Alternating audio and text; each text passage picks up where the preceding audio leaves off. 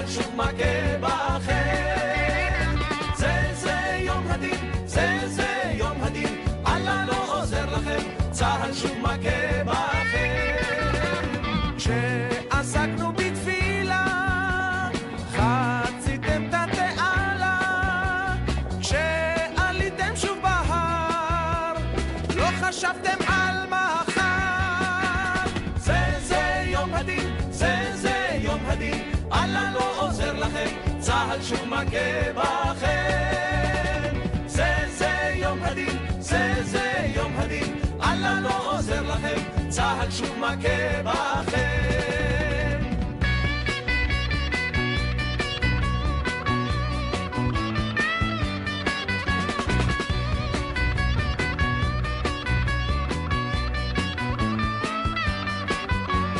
אין מנוס ואין מפלט, אין לכם פשוט ברירה, אין תקווה ואין מקלט, אין כבר דרך חזרה. זה יום הדין, זה יום הדין, אללה לא עוזר לכם, צהל שוב מכה בכם. זה יום הדין, זה יום הדין, אללה לא עוזר לכם, צהל שוב מכה בכם. ברמה ובמדבר, באמצע יום הכיפורים, באתם בתרועת שופר, אך יצאתם בשברים. זה יום הדין, זה יום הדין, אללה לא עוזר לכם, צהל שוב מכה בכם. זה יום הדין, זה יום הדין, אללה לא עוזר לכם, צהל שוב מכה בכם. זה יום הדין, זה יום הדין, אללה לא עוזר לכם, צהל שוב מכה בכם. Were you surprised to see Syrian tanks so close to your unit? We know that was a surprise because they surprised us because we were not ready for the fight, but because it was a holiday for us. Otherwise, we wouldn't make a surprise like they did today.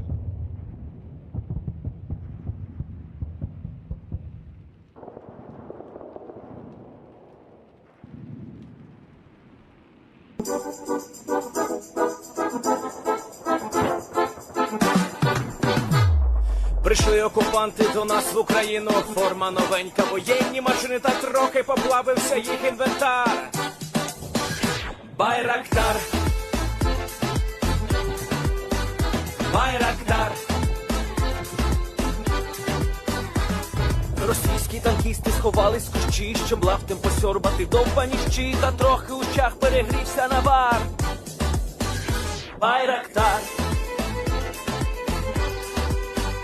Байрактар. Приперли зі сходу до нас барани для восстановлення великої страни. Найкращий пастух баранячий хотар. Байрактар, Байрактар.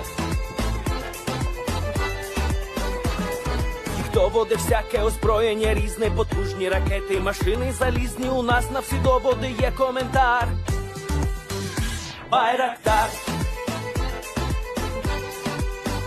Байрактар.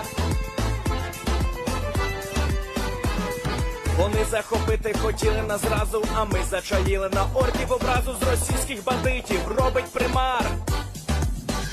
Байрактар, Байрактар. Російська поліція справи заводить, там вбивцю рашистів ніяк не знаходить, хто винен, що в нашому полі глухар. Байрактар, Байрактар. Веде пропаганду кремлівський урод, слова пропаганди ковтає народ, тепер нове слово знає цар. Байрактар. Байрактар. Байрактар. Байрактар. Байрактар.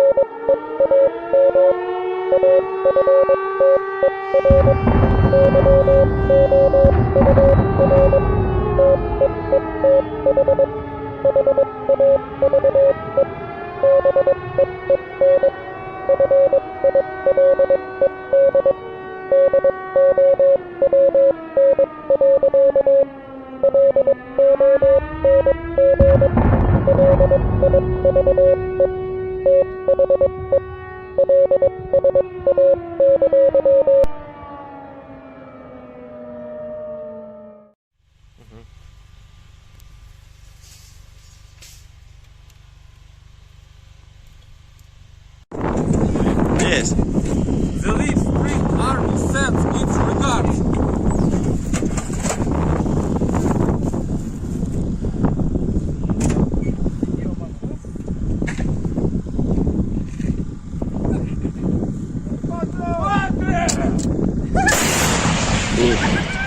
Русский военный корабль. Предлагаю сложить оружие и сдаться. Русский военный корабль, иди нахуй.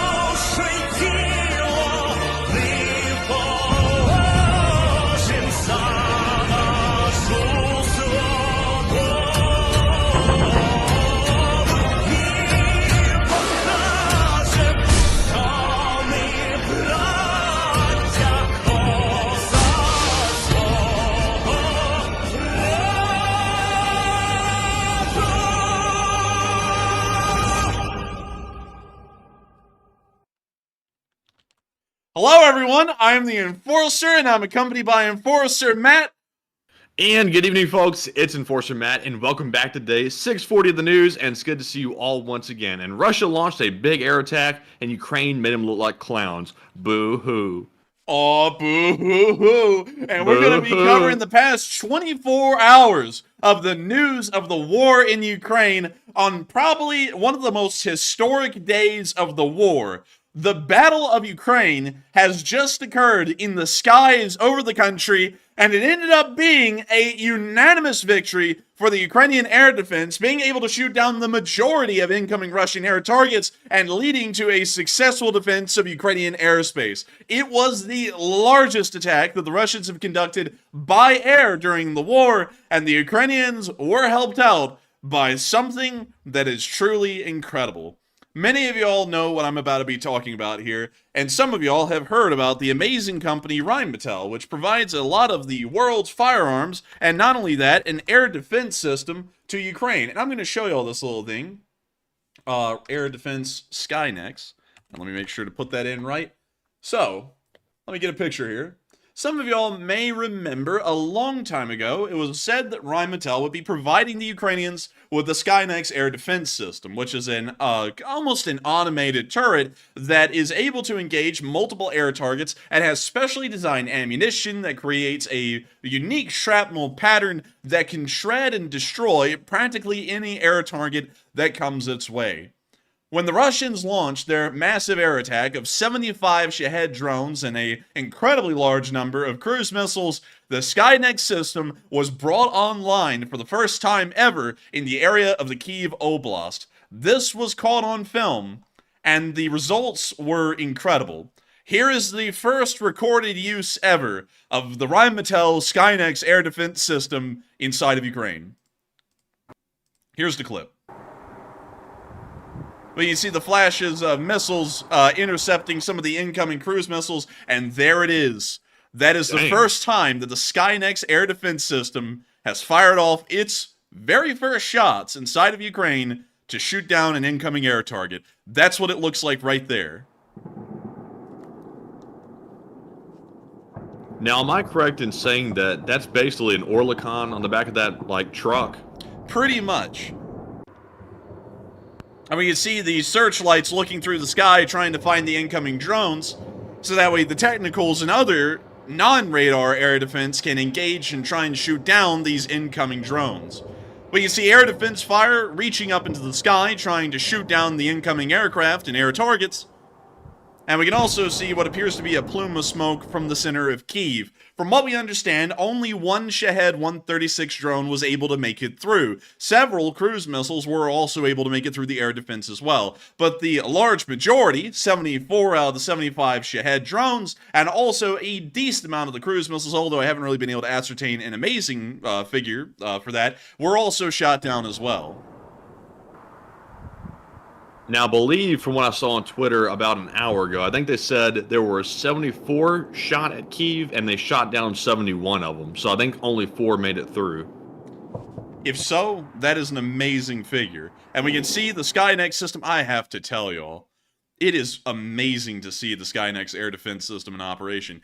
Its ammunition alone is so different from every other kind of air defense system in Ukraine right now. It's quite distinct. You can tell that these giant burning like flashes of light and those little pieces of it are actually the shrapnel pattern that's being created by the explosion of the Skynex's shells being fired out of that Orlikon. Just insane to see. We can hear another drone flying nearby to the cameraman, and we can once again see the Skynex engaging more air targets outside of Kyiv.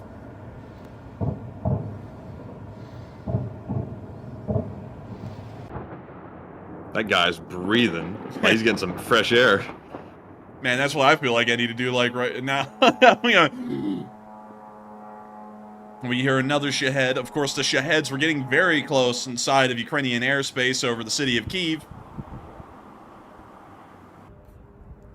And as the dawn broke, Ukrainian air defense had proven to be successful. The city was saved from the largest Russian air attack that has ever occurred in the history of the war. Today was that day, November 25th, November 26th nearly, Ukrainian time of 2023. And it ended up being a decisive Ukrainian victory as far as the defense of their airspace went. It's incredible to think that the Ukrainians were able to pull off a successful defense like that, and we saw that civilians, citizens of Ukraine, were of course doing their utmost to make sure that the air defenses weren't having to put that much stress on themselves, although they still did amazingly well. We saw that many of the citizens went to the metro stations to make sure to shelter in place until the air raid was over. They got music playing. They've really started to spice these places up.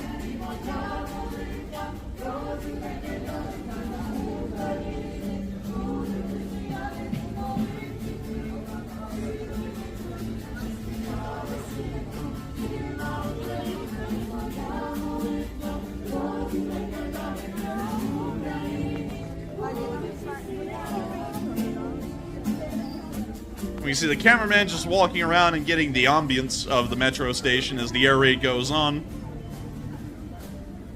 And while everyone was wandering around in this metro station, those amazing soldiers of the Ukrainian air defense were doing what we saw in the last video and successfully shooting down almost all incoming Russian air targets.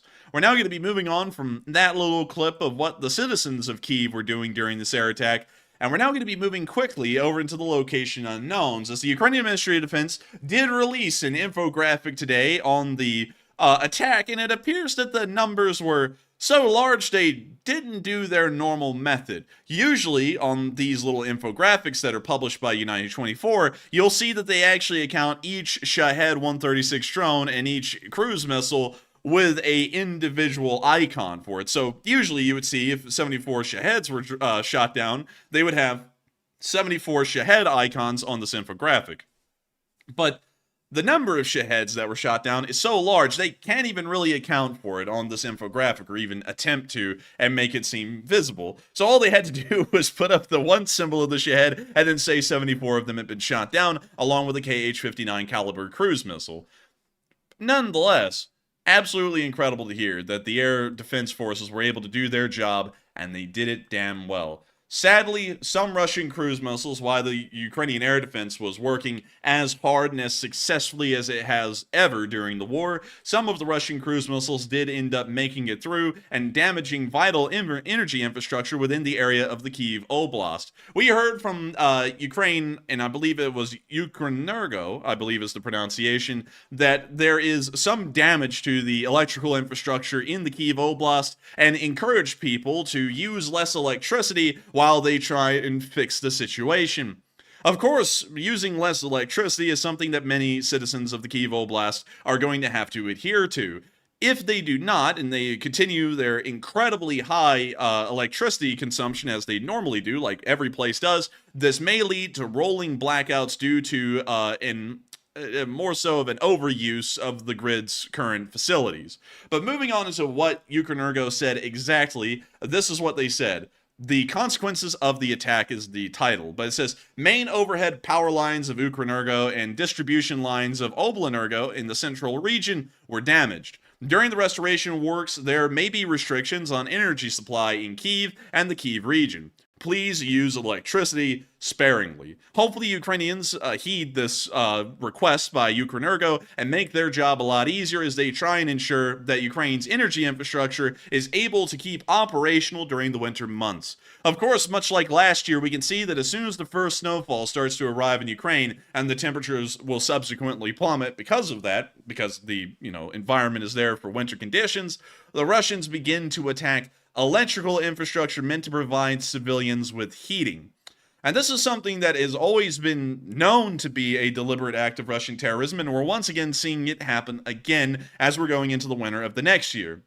The Russians, on the bright side of things, the Ukrainians can turn this into like a fun game since they're having to conserve electricity now. They can call it the Russian Energy Grid Simulator. This is how the Russians feel year-round with their energy system. It's not just during the war, it's every day for them. They have to conserve electricity and use one light bulb in their house. Yeah, that's true. Dude, I didn't think about that. Like, the Ukrainians are like, oh man, we're going to have to limit use of electricity. Meanwhile, some old babushka out in the area of Tyumen is going, I gotta get my one for my little fire stove.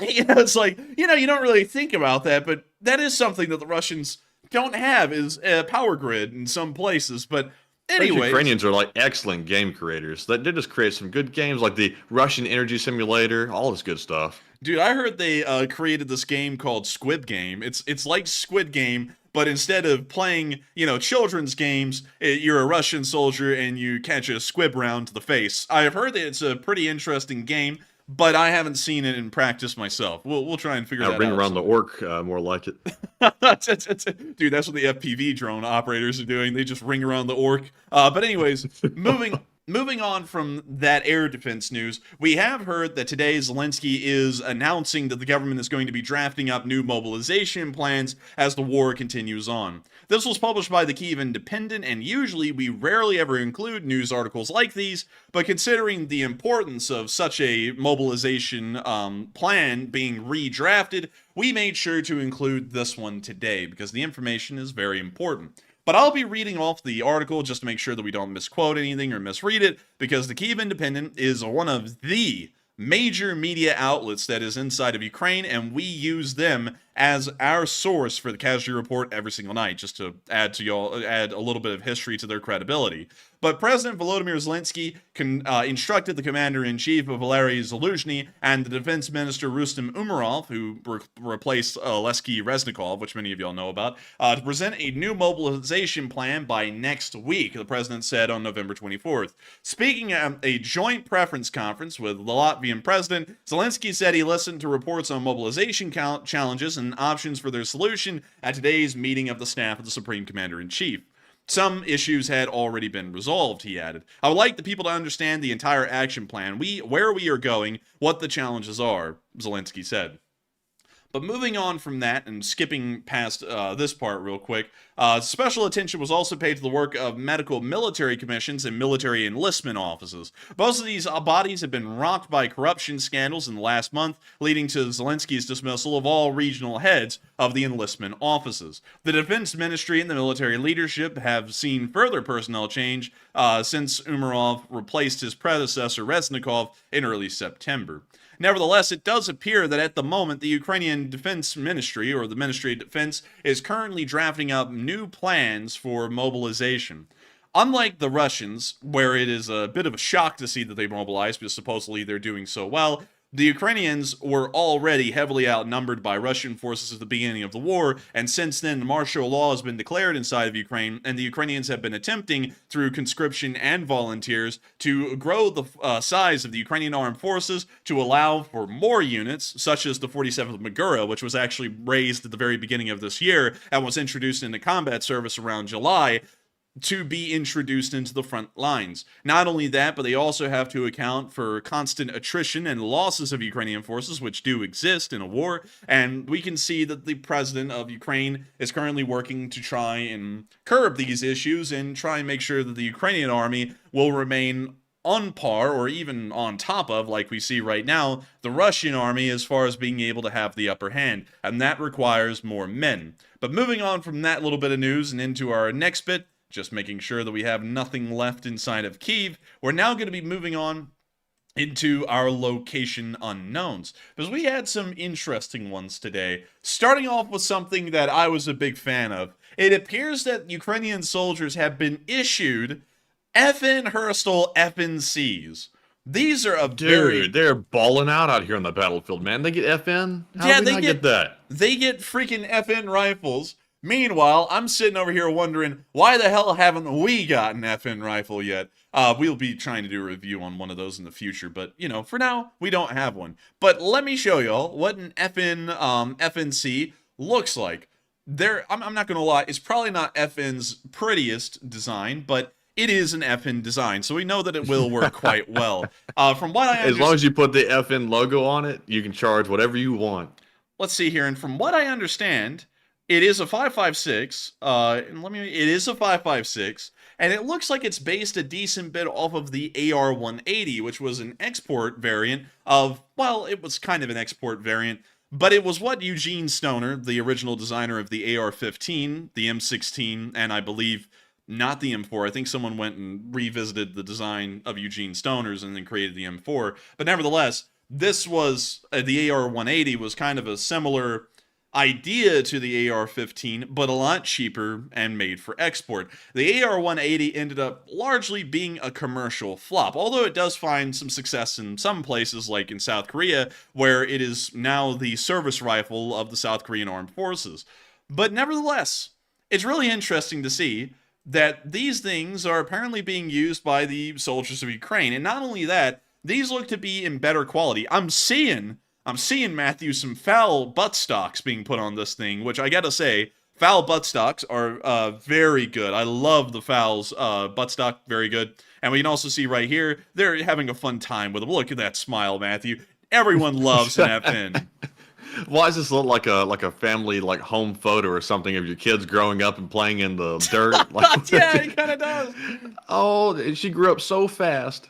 Oh, look at that. They went from pretending to be in a war to being in a real one. Look at that. But still, Gotta say, really interesting to see that they're using these kinds of FNC rifle, and hopefully these will be used quite well. Considering it uses 5.56 and a lot of Ukrainian forces are beginning to transition over to the M4, it's probably going to be very easy to provide this thing with a steady supply of ammunition.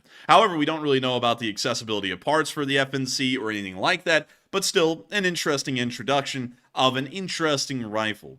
But moving on from that, and I'm not going to kid y'all, I don't really know a lot about the FNC assault rifle. Not that much, but still very interesting to see it. But it's not something I know a great deal about. Moving on from that, we also got to see that the Ukrainians started to acquire Serbian-donated 82mm rounds. A little interesting, considering that at the beginning of the war, the Serbs were not necessarily big fans of the Ukrainians, and the Ukrainians weren't really big fans of the Serbs, but apparently something has changed the Serbians' minds. And I've got to tell you, it's not anything great. It was money. They just really wanted to get paid. So the Ukrainians ended up paying them. They ended up getting mortar shells. It was kind of a win-win for everyone. Zola Zomi. Oh, that's so copyrighted. I felt shimmers from here, or shivers. And we can see them firing off their mortar. And look at that. And man, they're packing that thing up now. They're like, we getting out of here. But anyways, that's the end of the clip. Very nice to see. And we're now going to be moving on into our next little bit of location unknowns, where we got to see a picture of the Foreign Legion. And this was pretty neat. They call it the International Legion here, but I still call it the Foreign Legion. And we can see here soldiers from just about every single nationality. Here we have a soldier from Mexico. Here, we have a soldier from, well, where the hell's the Korean one? Oh, here he is. There's the Korean. He's right here to the right. We can also see our Finn. Is this Ari Soini? Is this, Kiwi and Finn? Kiwi wife and Finn? Kiwi wife and Finn? I think it might be. And then over here, we have a soldier, and we can't really see his patch. He has one on his hat, but I can't see a national patch. So can't really tell which one he is, but apparently in the picture there are soldiers from Finland, Mexico, Korea, Australia, England, and the United States, all in this one picture. Really neat. It goes hard. Feel free to screenshot. Man, this is the parental advisory picture right here. This is the one that started the whole thing. But I gotta say, pretty nice to see that the International Legion is still a thing, and great to know they're hopefully doing well out there on the front lines, or at least they're all getting along hopefully well. But moving on from that and into our next bit of location unknowns, we also got to see that once again there was another British Ministry of Defense update, and y'all love these things because usually they're saying crap we've already said, but you know why we read them? I'll tell you why. Many people don't believe us when we say things because, you know, for some reason we're just unbelievable. So I always have to go and get an actual corroborating source, which is usually days later, like the British MOD, to talk about things that we talked about days ago on stream. But we do this just to show that we actually, you know, are pretty on par with the news and making sure that y'all know we're not just speaking crap, we're speaking things that are actually happening. But Russia's Black Sea Fleet, also known as the BSF, or the big screwed effery, ability to use its Novorossiysk base to reload vessels with cruise missiles is likely to become a significant factor in the fleet's operational effectiveness. Wow, I feel like we talked about this like a month and a half ago when the Russians started to leave Sevastopol and Crimea, and the Navy started to move to Novorossiysk in the Sea of Azov. I feel like we talked about this then, but we're just covering this to make sure we touch the bases. Traditionally, BSF has reloaded cruise missiles at Sevastopol in Crimea. With that facility increasingly held at risk by Ukrainian long-range strikes, Russia will likely see Novorossiysk as the best alternative site. However, relocating and reloading the missiles will require new delivery, storage, handling, and loading procedures. On the 13th of November, the Ukrainian military claimed that Russia had paused firing maritime cruise missiles because of logistical problems at Novorossiysk. Russia will likely seek to expedite overcoming such issues in time for marine cruise missiles to be included in any winter campaign of strikes against Ukraine. And so, to summarize, as y'all can see, the British Ministry of Defense, about a month and a half later, caught up to our battle analysis that we had a month and a half ago, when the Russians left Sevastopol and a good amount of the fleet, at least the combat parts of the fleet, started to move into the area of Novorossiysk, including the Kilo-class submarines that also fire off a decent amount of these cruise missiles that the Black Sea Fleet operates. So, there we have it. We were on par a month and a half ago. Wonderful to see it a month and a half later, and good to know that we aren't clickbaiters, much like the haters say, and screw the haters. But moving on from that, we're now moving on into our casualty report for the night. Once again, published by none other than the Kyiv Independent, and the losses were quite nice. Hey, let's go! Let's get it, baby! And I gotta say, absolutely beautiful to see that 4 Bobcat skid steers were destroyed. But not only that, 860 Russian soldiers have been knocked out over the past 24 hours, usually with baseball bats, sometimes with AKs. 7 armored personnel carriers have also been destroyed as well. We also saw that 29 supply trucks were destroyed, a very good number. 6 main battle tanks were also knocked out, along with 18 artillery pieces, 8 drones, 1 MLRS, 1 cruise missile, 1 anti-aircraft warfare system, and the 4 special equipment vehicles. All in all, today was a very good day. It's not the highest days that we've been seeing recently, but nevertheless it is showing that Ukrainian forces are still out there and effectively fighting against the Russian army. Not only that, it's also indicating that while the Russian forces haven't taken incredibly high loss, well, when I say incredibly high losses, this is going off of the highest numbers we've seen over the past 2 weeks, which have gotten up to nearly 1,300 Russian soldiers dead. It's not that high, but it's still quite high, and it is indicating that Russian forces are not having that easy of a time moving forward anywhere in the area. And so maybe we'll see, once again, and we're saying this daily at this point, but once again, we're not really seeing a lot of frontline changes at this point either, and the Russians are dead on set on these offensives. Let me show you all this real quick. That's the past 24 hours in the most active part of the battlefield. Now, that seems as though like nothing's happening. And you know, the way I'm making that sound, it kind of sounds like it's boring. But you have to remember that there are brigades, multiple brigades of thousands of Russian soldiers each that are on different areas of this tiny part of the front line right now. From what we understand, there are at least 3 to 5 brigades of the Russian army that are dedicated right now to the Avdiivka offensive. And with 5 full brigades, which is probably about 15,000 active fighting troops in the field, we're not seeing any kind of actual advance by nearly 15 to 20,000 Russian soldiers. They're hardly able to move at all, if anything. And this is really indicating that the Ukrainian defenses are doing damn well. And this is a huge, important thing and a great thing to see on the part of Ukraine. Right now, the Russians are largely in the initiative in most areas of the front line, except for the Kherson Oblast, where the Ukrainians are, and that's really the only one where we see the Ukrainians trying to conduct some kind of a small offensive right now. In most areas, like Avdiivka, we see a Russian offensive. In places like Novoprokopivka, we've heard of a Russian counterattack. In the areas of Kupiansk, we've heard of an ongoing Russian offensive there. We've heard of an ongoing Russian offensive in the Kremena Forest. There's a lot of ongoing Russian offensives. It's just that if Avdiivka is usually the one that takes the headlines because it's the largest and most important of them right now. But all of these offensives are not making any ground over weeks at a time, although they're taking significant losses. And this is perfect. This is showing that the Ukrainian defenses are doing a damn good job. For every Russian life that is lost and a foot of ground is not gained, that is a Ukrainian victory in this war. And we can see that over most areas of the front line, that is certainly the case for the amount of Russian forces that are being dedicated to some of these areas. But we're going to be moving on from that. And we're going to be moving into that Kupiansk area because, once again, video footage is starting to become a little bit sparse in this area, as for some reason, it's just the trend here. There is an ongoing Russian push, as I said just a moment ago, but we understand that it's being mired by the heavy muds in the area from the Rasputitsa. The ground is freezing, so we'll probably see the actions by both Ukraine and Russia begin to escalate in this area, but we still don't get a lot of video evidence or footage from it. And on top of that, the frontline analysis in this area is also showing that the Ukrainians are still doing quite well. They are holding the Russians back at a very successful rate, and the Russians have not been able to move forward at all.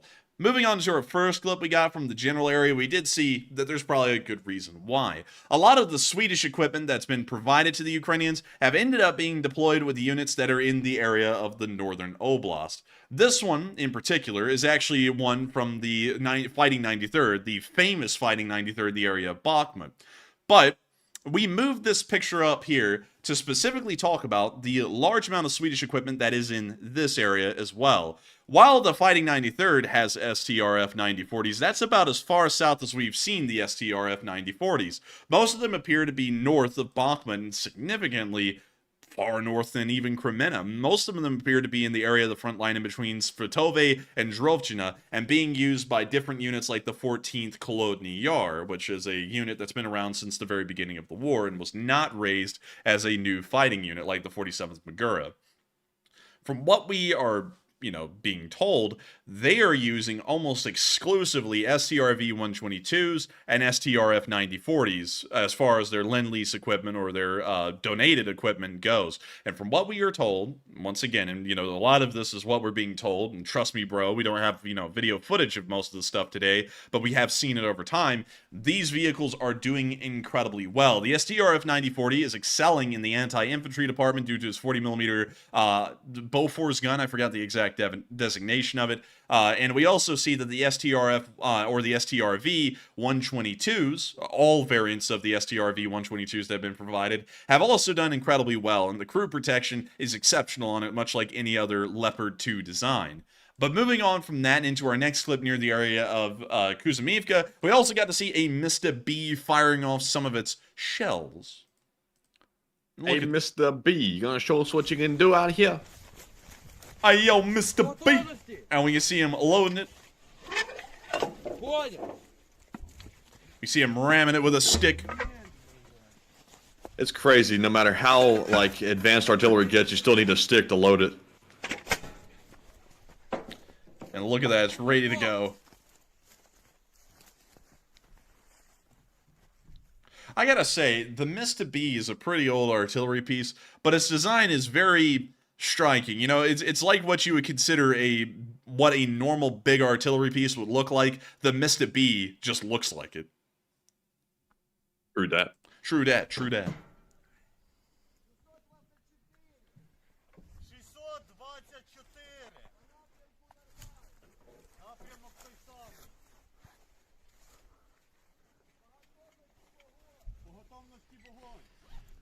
And we can see our artillerists here dialing in the shot and then giving it a fire. Boom! Dude, that scared the hell out of me. Chinese propaganda and infiltration. Man, we're about to hear that. Ping chilling. But take a look at this again. Look at this.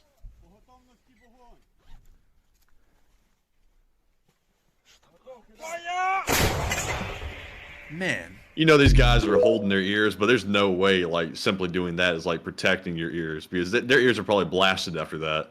Probably, but there was one frame, Matthew, that I'm trying to get to, because it's very interesting. Watch the top up here. You could see the shell for, 2 frames. I didn't really see it. On my end, it looks like 240p, so that's probably why. Oh, you could see it right there. I can't pause it at the right moment. I'm trying to get that to where everyone can see it, but I can't. I don't think I will even be able to try. But I hope y'all are seeing that too. You could actually see the shell in the clip for just a split second. But moving on from this footage of the 59th Motorized Brigade fighting in this area, and of course using their Mr. Bs to lay down artillery fire, we're now moving on into the area of Cherno-Popivka, where we got to see that a vampire drone had been taking out the Russians and sucking the blood. But anyways, here you go. This, by the way, was made by none other than United 24.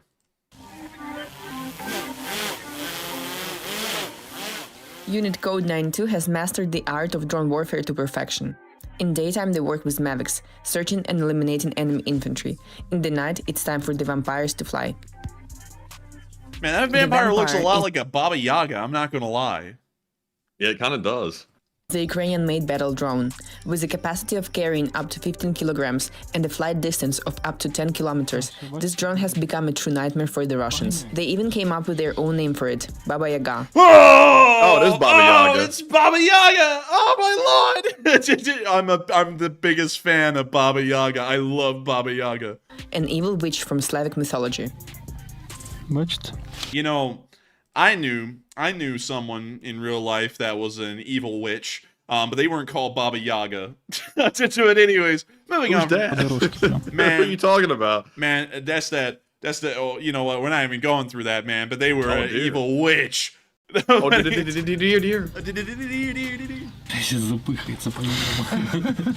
It depends on the. He says he's about to be out of breath. What the hell? Jeez, man. Dude, they're chasing this guy down. They're like, he's about to be out of breath.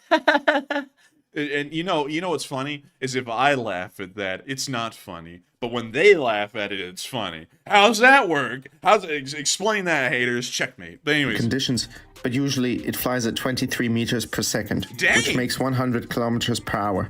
Maximum speed is 120 kilometers per hour. Tonight's mission is to destroy the enemy's fortifications, clearing the path for assault units to move forward. Что-то неприятное летит. Приходяки, два штуки, ебать. Ты увидел, да? Despite constant shelling, the biggest danger for these men is intense Russian signal jamming, which, in the worst case, can lead to losing a drone.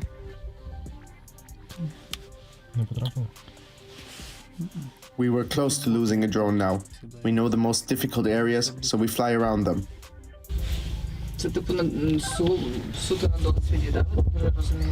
Well, yeah, the areas where we already lost them.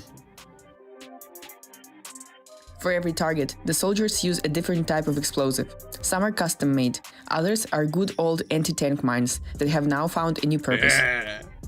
That's my favorite right there. I really like that. I like to watch them drop a TM-62 anti-tank mine on Russian infantry. Not because I'm like sadistic or anything. It's just that the TM-62 has such a high explosive yield for its size that it is almost like dropping a 155mm artillery shell dead onto a Russian unit. So you wipe out a good amount of them, and it's incredibly cheap. I mean, so it's way cheaper than a 155mm shell could even be. There's an armored personnel carrier and a gazelle. Man, what's this, Africa? They got gazelles out here?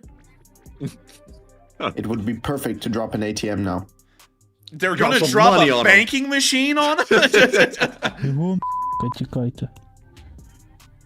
Oh, they running.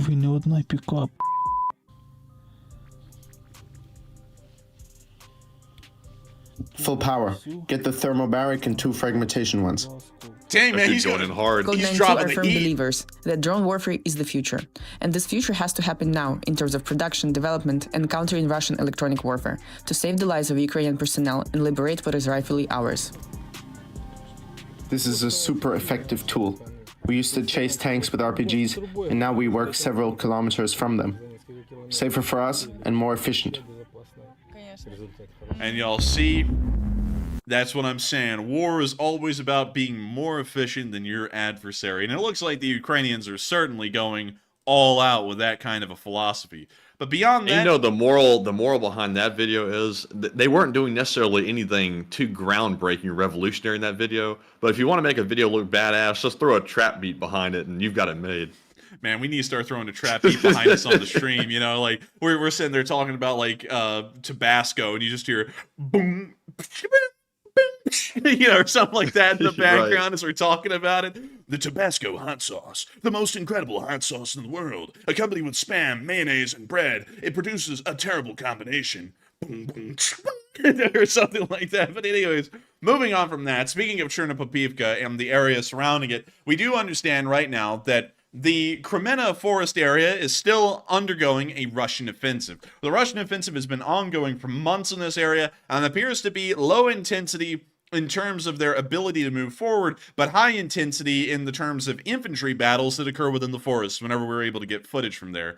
The Russians' attempt in the Krymena forest area is to try and push forward, capturing Torske and Liman, and once again threatening Ukrainian rear lines near Slovyansk and Kramatorsk with having the M03 highway cut off. If the M03 highway was cut off in this area, we would most likely see a collapse of Ukrainian forces all the way from Bilohorivka and all the way down to the city of Bakhmut itself, with most Ukrainian forces having to retreat out of the area and form new defensive lines further back. This is, of course, something that the Ukrainians want to completely avoid, and that's why we've seen forces like the 12th Azov Special Forces Brigade being moved in the area of Kremenna, because the Russians have also put some of their top players on the field within the area of Kremenna, and that is the Spetsnaz itself. Famous and revered, not only that, it has been feared for most of its history throughout the entirety of the Cold War and a while after, until everyone found out that the Spetsnaz is almost like a normal U.S. Army unit in practice. They are not that well trained. They are not a SEAL Team 6 or anything like that. They're just properly trained infantry, and, for the Russians, that's pretty high end. But we can see that the 12th Azov Special Forces Brigade has been moved into the area. It is currently one of the major units that is conducting a defense in the area and stopping the Russians from being able to advance forward onto the areas of Torske. But moving on from that and out of that area of the front line, it's now time for us to move down to Bakhmut.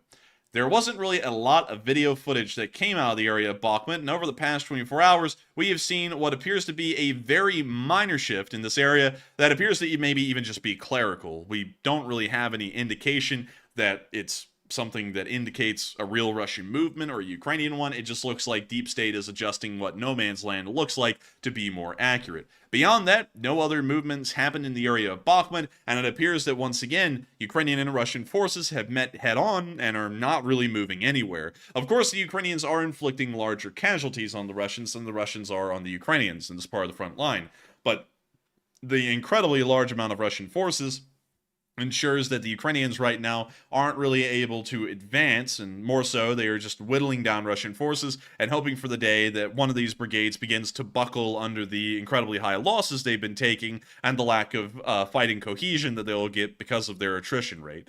But moving on from that, I'm hoping, really quickly, just to take a side note, I hope y'all are enjoying my new way of doing battle analysis, because I've stopped for the most part trying to make it simple, and I'm just kind of explaining it how I see it. So hopefully y'all are enjoying that and enjoying the extra detail, because I started doing that about 3 days ago when we were about to leave for Thanksgiving. So hopefully it's better than what we had before. But moving on from that and into the area of Avdiivka, we also got to see a good indication of how the Russians are losing a heavy amount of artillery in the area of Bakhmut due to Ukrainian counter battery. And that's not because of Ukrainian artillery. That's not because of the M777. Interestingly enough, it's because of the Baba Yagas. The Baba Yagas appear to be inflicting very high casualties on Russian tanks, and not only that, howitzers. But did y'all hear that? Speaking of Squid Game. Yeah, we're going to be muting that immediately. Man, that's the red light, green light goblin monster thing. Yeah, the one that turned its head around.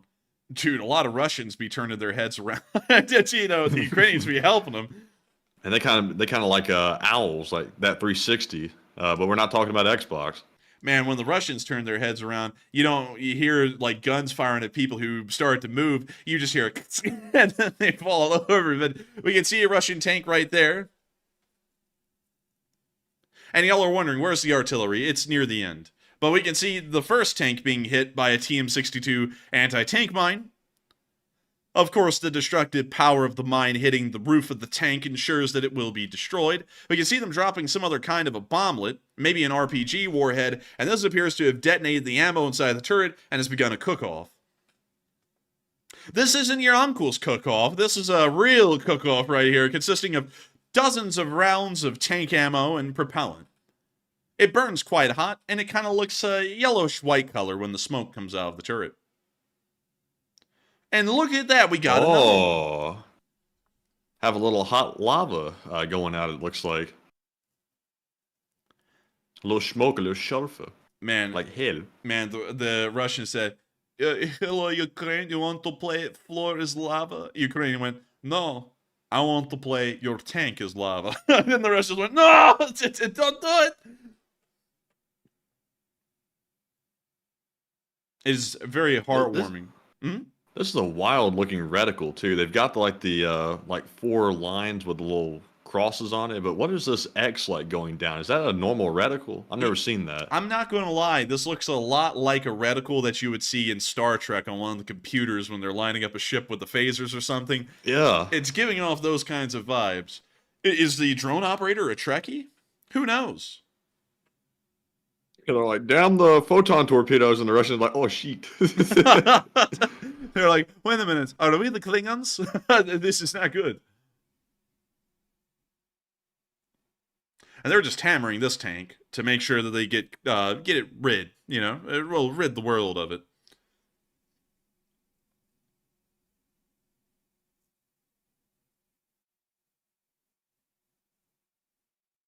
Damn. Dang. These guys are pretty accurate. I gotta say, it's really interesting to watch this stuff. I know we see this a lot, but it's always just very fascinating to me how the drone operations work. But we can see them knock out 4 tanks in that clip, including a D-30 howitzer. And the Baba Yaga does appear that it's starting to become a more important anti-artillery player. Of course, the tanks. I know that 4 tanks were lost, but we all know the Baba Yaga was made specifically to destroy armored vehicles. That was really the whole thing about it. But artillery is another category, because usually the idea was that the artillery was going to be so far away from the lines that the Baba Yaga would never really be able to reach it. But now we're seeing that for some reason, either due to extended range Baba Yaga models being introduced, or Russian artillery getting even closer to the front lines to try and get more accurate shots off, the Baba Yagas are now starting to be able to reach Russian artillery batteries and destroy their artillery pieces without the Ukrainians having to use a incredibly expensive M982 Excalibur round or something similar out of a 155mm howitzer. So overall, more cost-effective and more efficient for Ukraine. And hopefully, this will become a prevalent strategy. And maybe the conditions, like, you know, the artillery being a little bit closer, or the Baba Yagas having longer range, will continue to exist, and Russian strategy won't change, and this will lead to an even greater increase in Russian artillery losses on a daily basis. But moving on from that and into our next bit of news, we also got to see the Ukrainians firing their heavy 120mm mortar at Russian positions in this area. And so, here's the clip.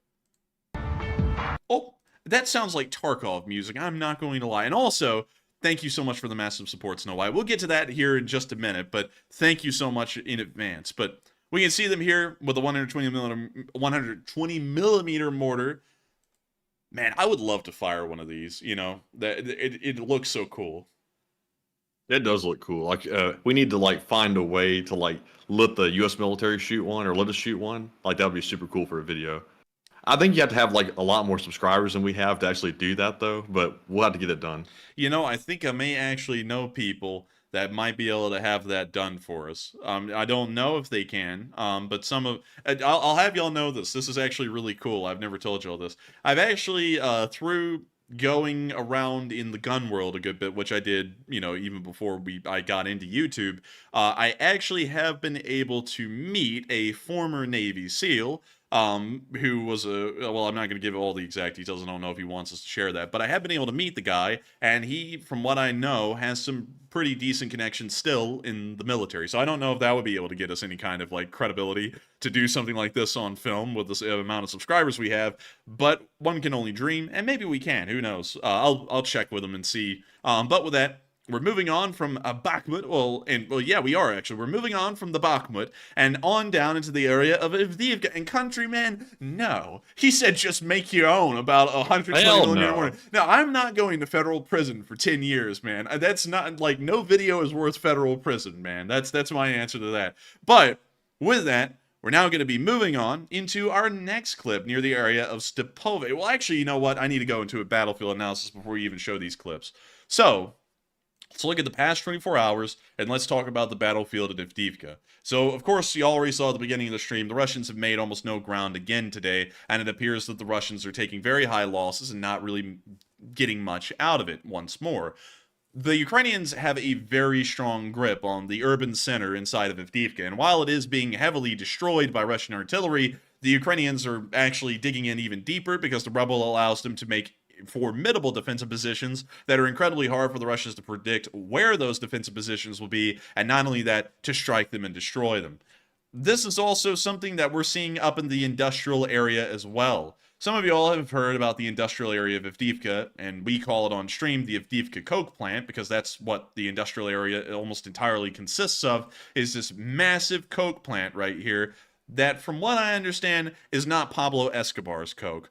I know that's disappointing, but you know, it was the Soviet Union, y'all. They didn't have Coca-Cola, they didn't have the sweet cocaine, so they had to do their best, and so it revolves around the steel industry. Nevertheless, this is the major industrial area of Avdiivka. And what is really bizarre, and I know I'm starting to rabbit hole in this a little bit, but what is really bizarre is that usually Soviet cities were designed around the industrial area. The industrial area was usually in the middle of the urban center, but here at Avdiivka, the Soviets built the city differently, and instead of the coke plant being in the center of the city or somewhere near to that, it's on the outskirts, which is so interesting. I'll show y'all some examples where that isn't the case, you know, just for the hell of it, because it's good stuff to know.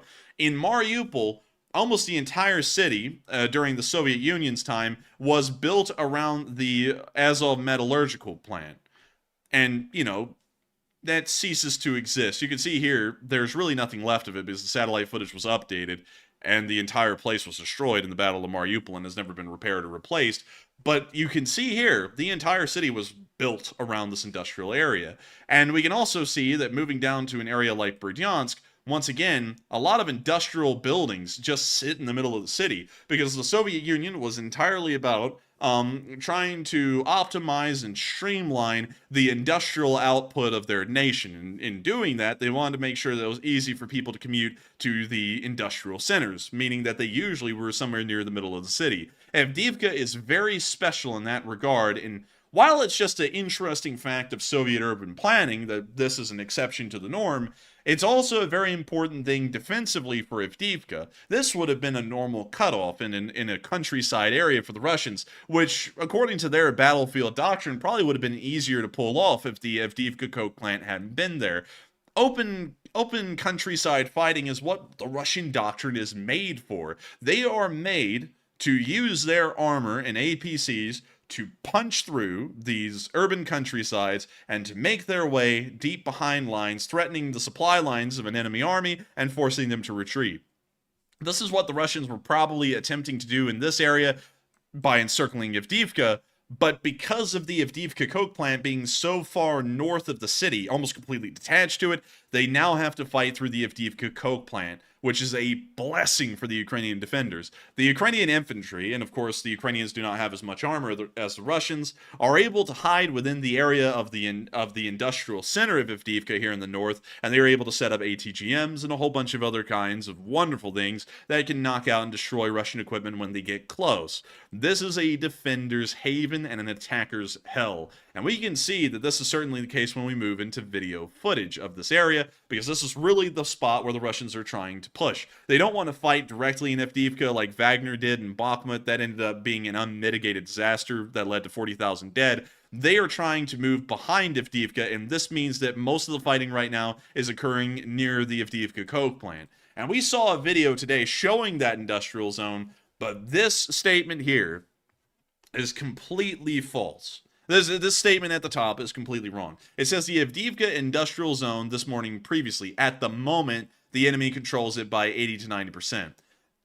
If this is talking about the Russians, this is completely wrong. The Russians hardly control any of the Avdiivka industrial plant. From what we know, there's a no man's land right now that exists right across the railroad berm where there may possibly be Russian forces or there may be Ukrainians. We really don't know. But beyond that, the Russians do not control 90% of this. If they did, the defensive situation in Avdiivka would be incredibly dire, and we most likely see that Ukrainian forces would begin to move out of the city and back into a more defensible position in the area of Orlivka. We're not seeing that right now. What we're seeing is that the Ukrainians control nearly 80 to 90% of it, so if the caption is saying that the enemy is the Ukrainians, then it is completely correct. If they're saying it as the Russians, it's completely wrong. But here's the footage of the industrial area. We can see the drone panning around. We can see, of course, most of the buildings have been destroyed due to the heavy fighting at the Avdiivka coke plant.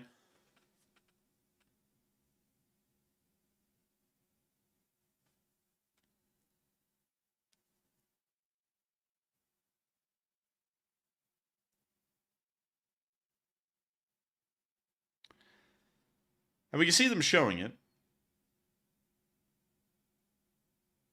And there's not really a lot of infantry action that we're seeing on film, most likely because most infantry are hiding in the shadows, making sure that they're not spotted by recon or drones or anything similar.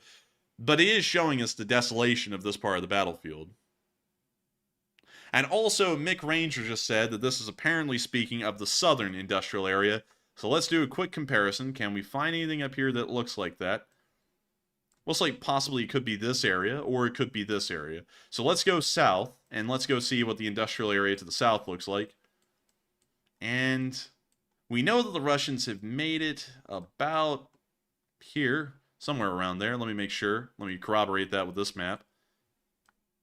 So they've moved right off the highway. So the Russians are about right here at this point. And there really isn't much. Oh, wait a minute. Here we go. This may be the industrial zone spoken of. But I have a feeling that this can't really be correct, because this industrial zone has actually been controlled by the Russians for so long, it wouldn't really be shocking enough to include that statement in the caption, because to many people who have been following the war, this would be a given. This part of Avdiivka has been on a front line since 2014, and that's why it looks so horrendous even in this satellite picture.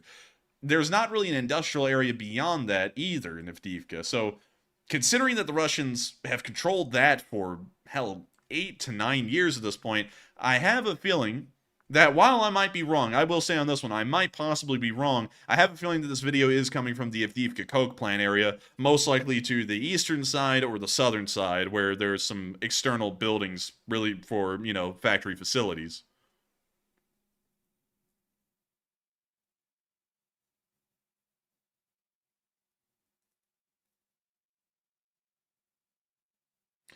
And we see them continuing to show it. And I'm going to give a disclaimer here. I'm going to give benefit of the doubt, because I think folks like Mick Ranger might possibly be right, and I'm not really doing a good job at geolocating this well. This could be in that southern industrial area, which then the video is not really that shocking or telling, or it could be from the eastern or southern side of the coke plant. Either one. But moving on from that and into our next bit of news, we also got to see an M2 Bradley operating in the area of the Avdiivka coke plant today. And this was very interesting because it was a turret-mounted camera, showing us pretty much a first-person view of what a gunner or a commander would see while the Bradley is in operation. We can see the infrared sight, or more so the gunner's optic, right over here to the left. That's what those little shutter-looking things are, is the shutters to that sight. And we can see them slewing the turret. We can see some Ukrainian soldiers hunkering on this wall over here. And we can also see they're afraid of the Bradley. They fear the power of the Bradley. Look, as he keeps on rotating their turret, they're like scurrying away like, ah! Look at him. The gunner pointed the turret at the wall, and they were like, what's he doing exactly? Oh, dang, that was so close to the wall. Dude, this gunner has gotten this down. Because the Bradleys, I'm giving so much detail tonight. Let me know if y'all are liking that or not. Because I'm trying to get back into just giving, like, vomiting out details and information. In case if y'all didn't know, most optics and most armored vehicles are not where the barrel is. I know many folks who play video games, you know, like I did back in the day. A lot of you would think that the sight is directly lined up with the actual barrel, kind of like it would be on a sniper or something like that. You know, the scope's right above the barrel, you fire, and the bullet goes exactly where the crosshair is. That is not the case on most armored vehicles, and it isn't the case on the Bradley. The gunner's optic is offset to the left and up, meaning that you're not firing exactly where the crosshair is looking. It's a little offset down further. So this guy has gotten experienced enough being a gunner on the Bradley that he was able to account for that offset and fire just inches away from the very beginning of that wall, which is a very impressive thing and showing that this guy has a lot of skill and competence when operating this Bradley's gun. And we can also see this soldier down here just learned what the concussion of 25 millimeters like. Look at him. Why was he moving like Charlie Chaplin when he reacted to it? It was like super fast motion. Look at him.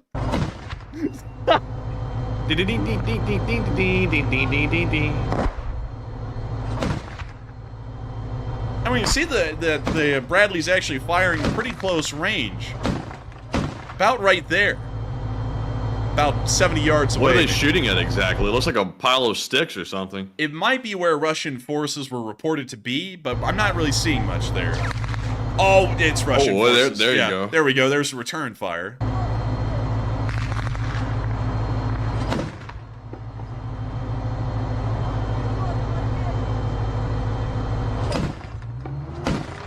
And we can see the concussion of that 25 millimeter is destroying these guys' nerves. Look at this. This guy comes running up, watch. This Bradley is going to fire 2 shots, and each time this guy recoils almost into a ball. Those guys want this thing to drive forward so bad. Yeah, and I gotta tell y'all, I can't even fault these folks for, you know, just recoiling almost into a ball from the sound of that gun. Because if y'all ever shoot even a 308 indoors, and by the way, I went to a range today with some friends, one of the few times, well, it was actually the first time I ever got to do that, and it was amazing, so if they're watching, it was a great time. But we ended up shooting an FAL, or a FAL, if, you know, you call it that, indoors today, which is chambered in 308, and the concussion of that thing, if you're just kind of standing near the side of whoever's operating it, is so strong, even wearing headphones, you end up recoiling from just the sound of it alone indoors.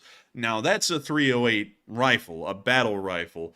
Imagine a 25 millimeter gun firing behind you, and you feel all of the concussion and recoil of each shot. That is going to really wreck your nerves very quickly when that thing is being shot. But with that, that's the end of that clip. Really nice to see the Bradleys in operation, and once again, holding down the line. That Bradley most likely came from the 47th Magura, which was transferred from the Rabotny front line to the area of Avdiivka, and moved from being on an offensive in the Rabotny area to the defensive in the Avdiivka direction.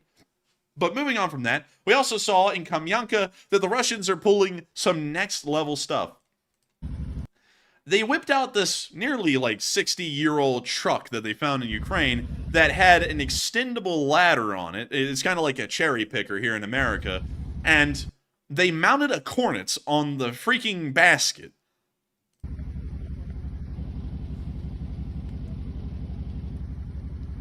You know, Matthew, you got a good point there. You got a good point. I completely forgot about that. You're like, Poles? But we'll be getting to the Polish in a minute. But this is a very interesting little clip, Matthew, because look at this. They're using an 80-year-old cherry picker to pop up an ATGM over the tree line.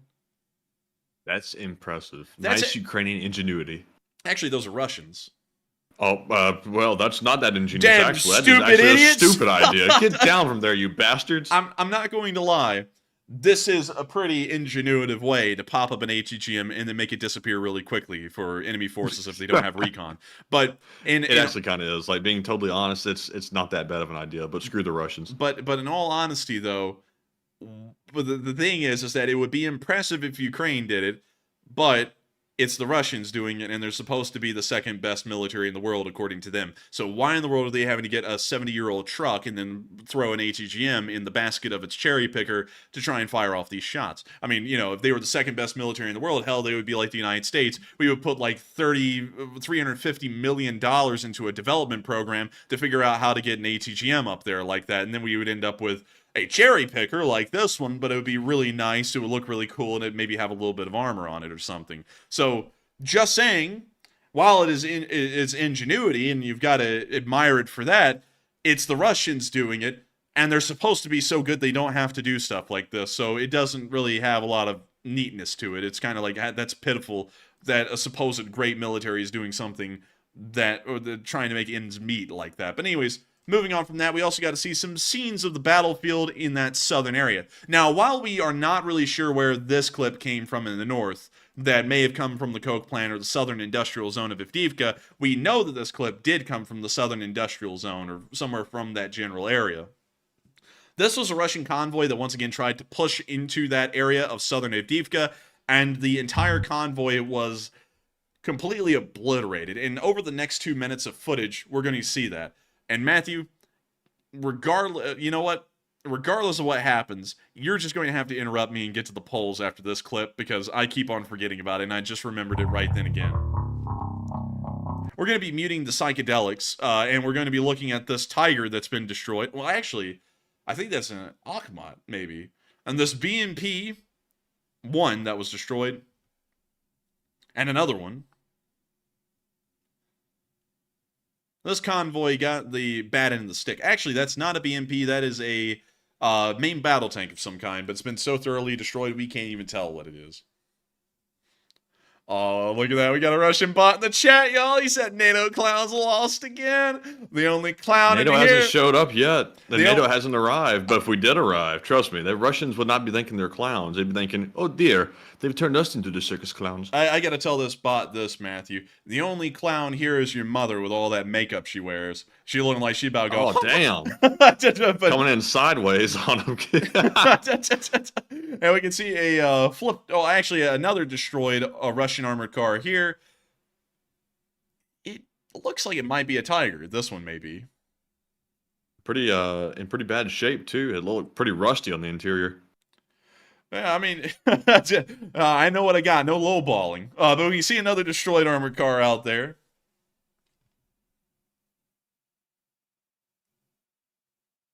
Romanov 92 is hopping around the screen like the DVD logo used to on the old films. Romanov 92. Romanov 92. Romanov 92. We can Coming soon to theaters. Or whatever the hell that sound was. THX sound? Yeah, Is yeah. that what you're trying to do? Jeez, man. I was like, I think that's a THX sound, but it sounded like something else. Sounded like a cheap air raid siren from China. But we can see a lot of destroyed Russian vehicles, loads of destroyed armored cars.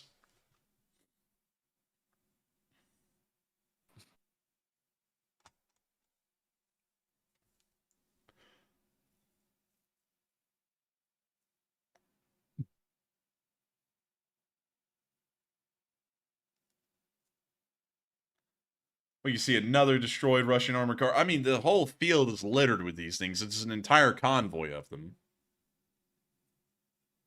Kolchak said, I'm surprised there are even bots left. You wouldn't believe it, man. Some bots make it a career, just haters and bots, to make new accounts and come on here. Like, it's insane how it happens. Like, it will never run out of supply of bots and haters. That's one thing that has just become evident to us over time. So we're never shocked when we see them, but it's funny to see them say stupid stuff like that. But moving on from that... Whoa! Hold up, Jack. It's time for the polls. Oh, well, I don't even know where I am. I don't know what I'm doing. Are you the Easter Bunny? But get to the polls, Matty. What do we got? All right, so jumping into our first poll of the night, it says Russia launched the largest drone attack on Kyiv last night. 71 of 75 drones were destroyed. And what are your thoughts? 87% said excellent, that is A+ defense. 7% said, it's good, but it could be better. 4% said unsure, and 2% said bad, that's not good. And to me, that is excellent. Also, it's great advertising for the defense company that actually made the air defense. That is a extremely good success rate. And now that the Russians really can't attack Kyiv in mass and cause much damage, that pretty much leaves the Russians no options if they want to really lash out strong at the Ukrainians, because they're not making much ground on the front. In fact, they're really not making any ground whatsoever. And now they can't even resort to attacking the capital city because there's so much air defense. So to answer the question, what air defense doing? It's winning. But Enforcer, what say you? Man, air defense be wilding out here. And I got to say, it was amazing to hear that the Ukrainians did that well with the air defense. By the way, real quick correction. It seems as though there may have been a typo. It wasn't 71 drones destroyed. It was 74 out of 75. So they only missed one single Shahed that made it through. That's even better. Because I saw some people, they were like, wait a minute, I thought it was 74. It is 74. There was just a small typo there. My fault. But moving on from that, it is amazing to see that the air defense did so well. It was an incredible job by the Ukrainians. Not only that, it was the largest attack of the war, and considering that they were able to shoot down almost 100% of the incoming air targets, considering that air defense has never been overwhelmed this heavily before, that was amazing to see. And we can see that the Russians really are starting to run out of a lot of options in this war, because it seems as though the Ukrainians are really strengthening their defenses behind the lines to the point that attacks on infrastructure are not going to be even close to successful like they were last year. Well, semi-successful last year. And so with that, I hope that does address that well, and we are on to the next one. All right, and the second poll says Houthi terrorists have attacked/seized another Israeli ship in the Red Sea, and is this essentially a blockade? 50% said yes, it's a blockade of ships. 19% said maybe, but I need more info. 23% said no, it's not a real blockade, and 8% said unsure. And on this one, they have seized another vessel, and this time there is a pretty direct Israeli link. The person that owns the ship is Israeli, or the company is, one or the other, but it is directly connected for a fact this time. But I wouldn't go as far as to say this is a blockade. It's simply, in my opinion, piracy. The Houthis are engaging in that pretty frequently now in the Red Sea, and that is to be expected. They've been saying they're going to do it. And, you know, we're going to obviously have to respond to it and put a stop to it, but there's really not that much information to say there's a blockade going on because there are ships still passing through. But Enforcer, what say you? I would have to say it seems as though I would not say that it's a blockade, and some people are going to say that it's piracy, like you did, Matthew.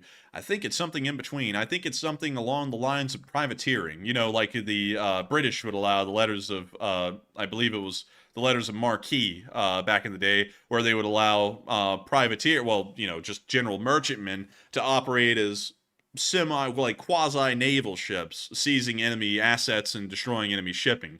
And that's what it seems like the Houthis are doing right now, because they're not intercepting every ship, so it's not really a blockade. And they're also when I say that, I don't mean every single ship in the world. I just mean the ones going from Israel to elsewhere or going from somewhere to Israel. We're not seeing that happen to every single one of them. It's just one every here and there. And they're also not trying to make any kind of money off of it, so it's not really piracy.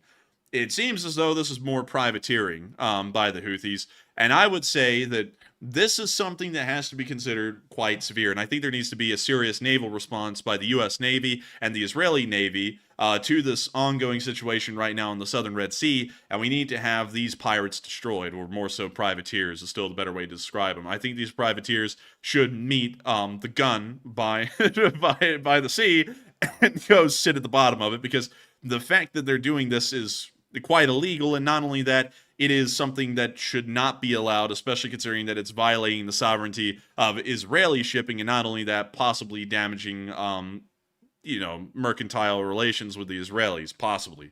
But with that, hope that does address it well. Mark, you're right. I'm going to have to eat my foot. Privateering was all about making money, but it was all about making money while serving king and country, which kind of made it a little bit more acceptable than just being a straight-up pirate.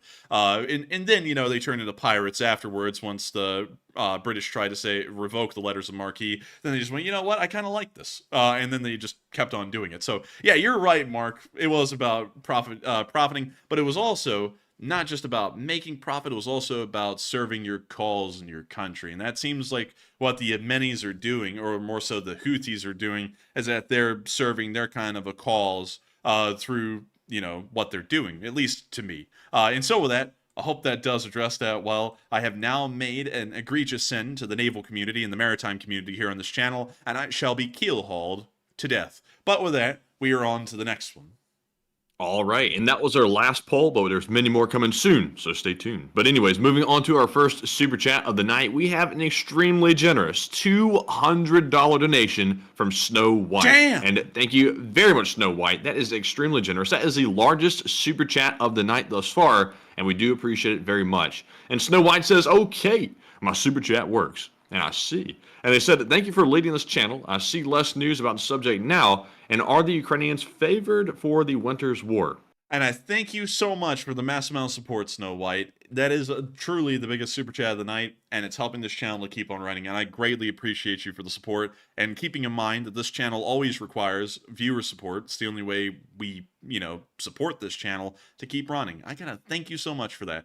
And to answer your question, and also, your super chat is working. We've heard that people are starting to have issues with super chats working or not working for them. I'm glad to know they're working. And so, to answer that question, let's see. Are the Ukrainians favored for the winter's war?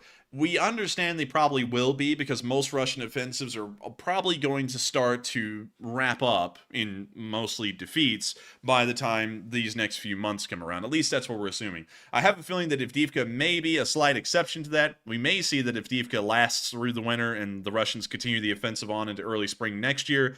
But it also has a chance of ending here within the next month or two. If that's the case, the Ukrainians are going to have the ball in their court, and so winter will most likely favor them instead of the Russians, considering that the fall seemed, as far as just getting offensives off the ground, it seemed to favor the Russians a little bit more than the Ukrainians.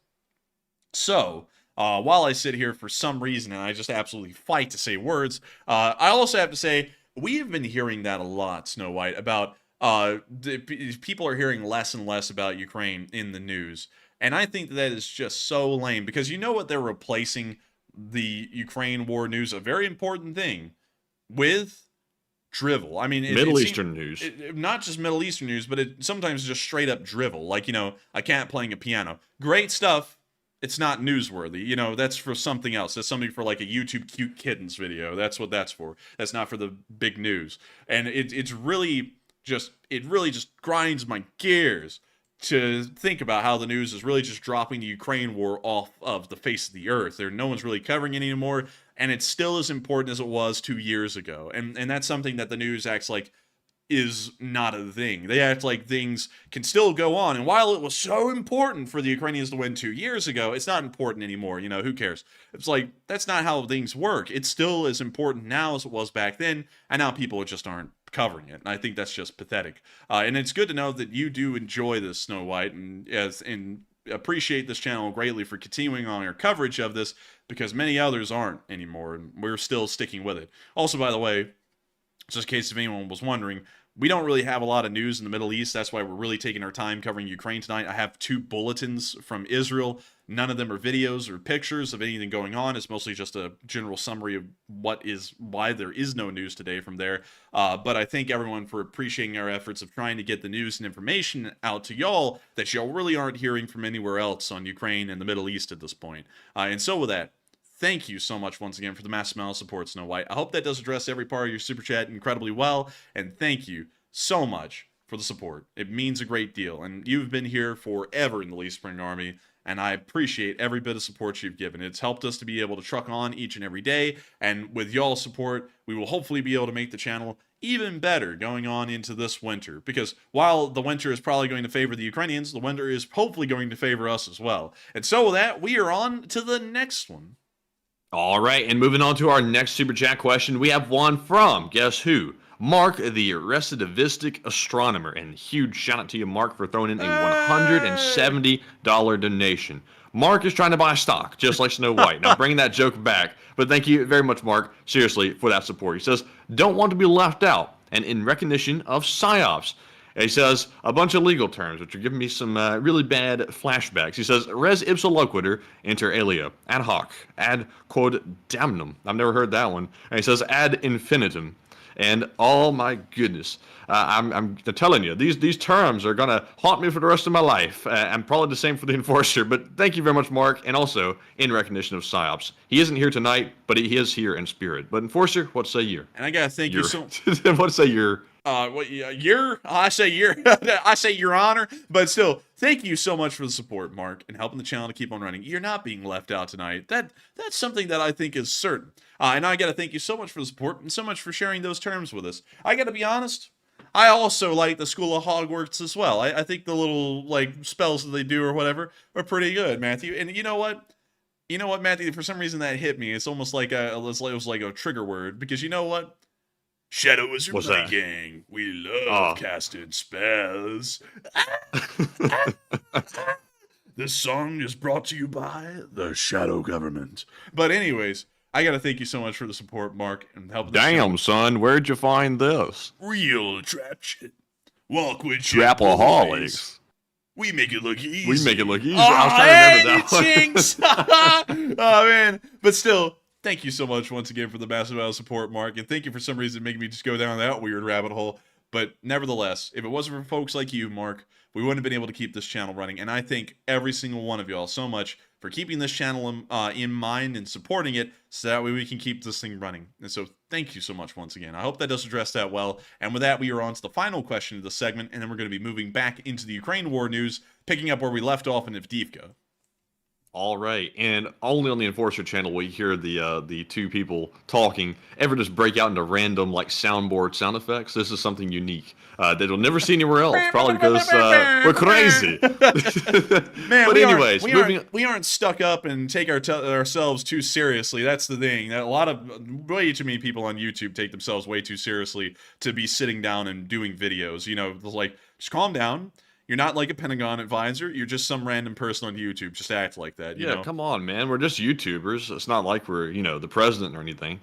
I'm planning on doing that, though. I mean, if y'all want to vote for me, like you can in 2040, and I'll be a lot more professional because that's a whole different thing. But with that, what is the final question? And the final one goes to Majora, who puts in a $100 donation. And huge shout out to you, Majora. You are the third largest super chatter of the night, and thank you very much for that support. They said, you guys and the brave men and women of the Ukraine and Israel have been so inspiring. I have begun my own training to be able to join the military and fight for what's right. And live chat question, please. And also, congrats to Majora. And also, I'm assuming that you're joining the U.S. military. However, that's a big assumption to make, and we're told you're not supposed to make assumptions. So you tell us which branch you're joining and in which country. I assume the U.S., and I'll be really curious to know. But Enforcer, what say you? And tell us your social security number and the 3 numbers on the Whoa, back. Jack, no! Whoa, what happened? I'm just kidding. Don't do that. I'm just joking around. But still, thank you so much for the massive amount of support, Majora, and helping this channel to keep on running. It is folks like you who have made this channel possible, and it's going to be folks like you who keep the Western world a possibility in the future. I got to thank you so much for not only being inspired by this channel, but also deciding to begin the process of trying to join the armed forces. Regardless of whether that's the armed forces of the United States or another Western country, I have to say that it's amazing to know that we have been able to inspire you, along with the brave soldiers of Ukraine, to be able to stand for the defense of what you believe is right. And I got to thank you so much for that, because a lot of folks always forget that it is us ourselves that make this world possible, the one we're living in, and you'll be one of those folks that make sure that folks like the Russians and the Chinese won't be able to step over people here in the Western world, and we'll be able to defend what's ours. And I got to thank you so much once again for those kind words, and I've got to say that I'm completely blown away to know that you have decided to join the armed forces, and we are a part of the reason why you did that. I feel like at this point, because I think we've ended up knowing at least 6 or 7 people throughout the course of this channel that have ended up joining their armed forces of their home country because of this channel. At least we were a part of their reason. I feel like we've done better than most Marine Corps recruiters at this point. Me personally, I'm just saying. You know we're better than the Corps? Man, I got to tell y'all, I mean, this recruiting job, I mean, it's okay and everything, but I really want to be back with my unit and my boys. You can't even understand the Corps. That's just like, dude, that's what every single recruiter came in like, and it was like, okay, all right, well, we're not going to be told the benefits of this branch. But you know, every time I hear the Marines, first off, I got a lot of respect for the Marines, because they're one of the toughest branches in the U.S. military altogether. But every time I think of the Marines, I think back to JRTC of that one person. You know who I'm talking about? The recruiter, yeah. Who wouldn't even let anyone say Semper Fi, because they said it was something exclusive to the Marine Corps, and if you said it, they would go off, start cussing you, go berserk and crazy. Oh my! I think that every time. And now that we see in the chat, we have a bunch of Marine Corps veterans in here. They're not like that whatsoever. I haven't seen one yet like that. It just like brings back bad memories, man. JRTC was fun in some regards, but you also had like a few tryhards in there occasionally. Oh yeah, oh goodness. And remember, they freaked out and had like a mental breakdown when they weren't allowed to carry the Marine Corps flag during like some parade. Oh yeah. And you know what's crazy is that they got out, and then I've found them on Instagram like I think a year and a half ago, and they now hated the Marine Corps. They hated everything about it. They were in it. And they were like, their whole Instagram was just focused on shitting on the Corps. Now I gotta say this. While I'm making fun of Marine Corps recruiters, I mean, they make it quite clear, if anything, that the Marine Corps has the highest esprit de corps of any branch in the armed forces, because every single one of them acts like being a recruiter is like not having access to like a drug or something. They're like, I gotta get back, man. I gotta get back to my unit. And it's like, damn, dude, like they are crazy about that. I never met a recruiter that wasn't like that from the Marine Corps, but every other one, like, you know, the ones from the Air Force, they just never gave a damn. Like they didn't even care about getting anyone recruited. You had to like try and like sell yourself to them. And then the Army, the Army was just like, well, it was like, oh, we could sweeten up that deal. You want a Camaro? You want a $20,000 sign-on bonus? And then people who enlisted, you know, and did the early training thing where, you know, you went to training in like the middle of summer in between, you know, your junior and senior year. They would come back and you'd be like, what about the sign-on bonus? And they'd be like, it never existed really. I never got it. And you're like, oh, well, that's good to know. But, you know, anyways, moving on from the whole recruiter talk. I hope you have a fun time in the armed services.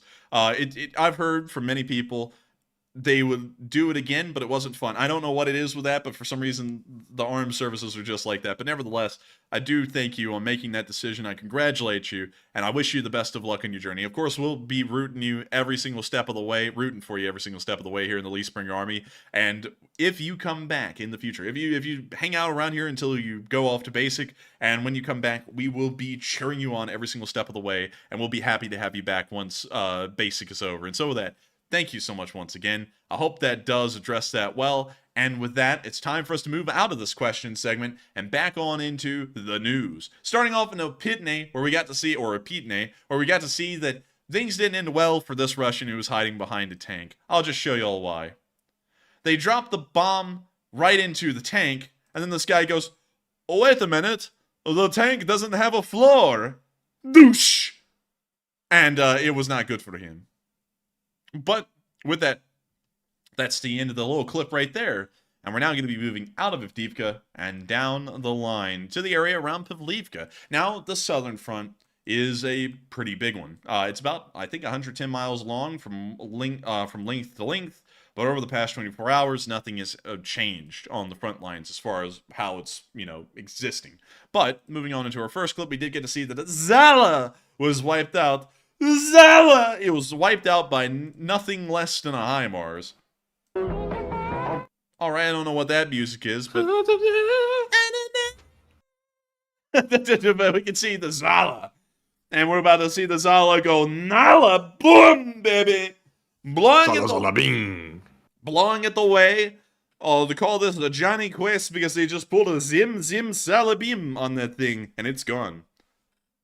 Well, it will be gone. But with that, it's in the clip. Very nice to see. And by the way, I mislocated that. That's actually supposed to be right over there because it's on the Russian side. But moving on from that, we also get to see some footage of the brave 36th Marine Brigade fighting against the Russians. The Russian scam blade.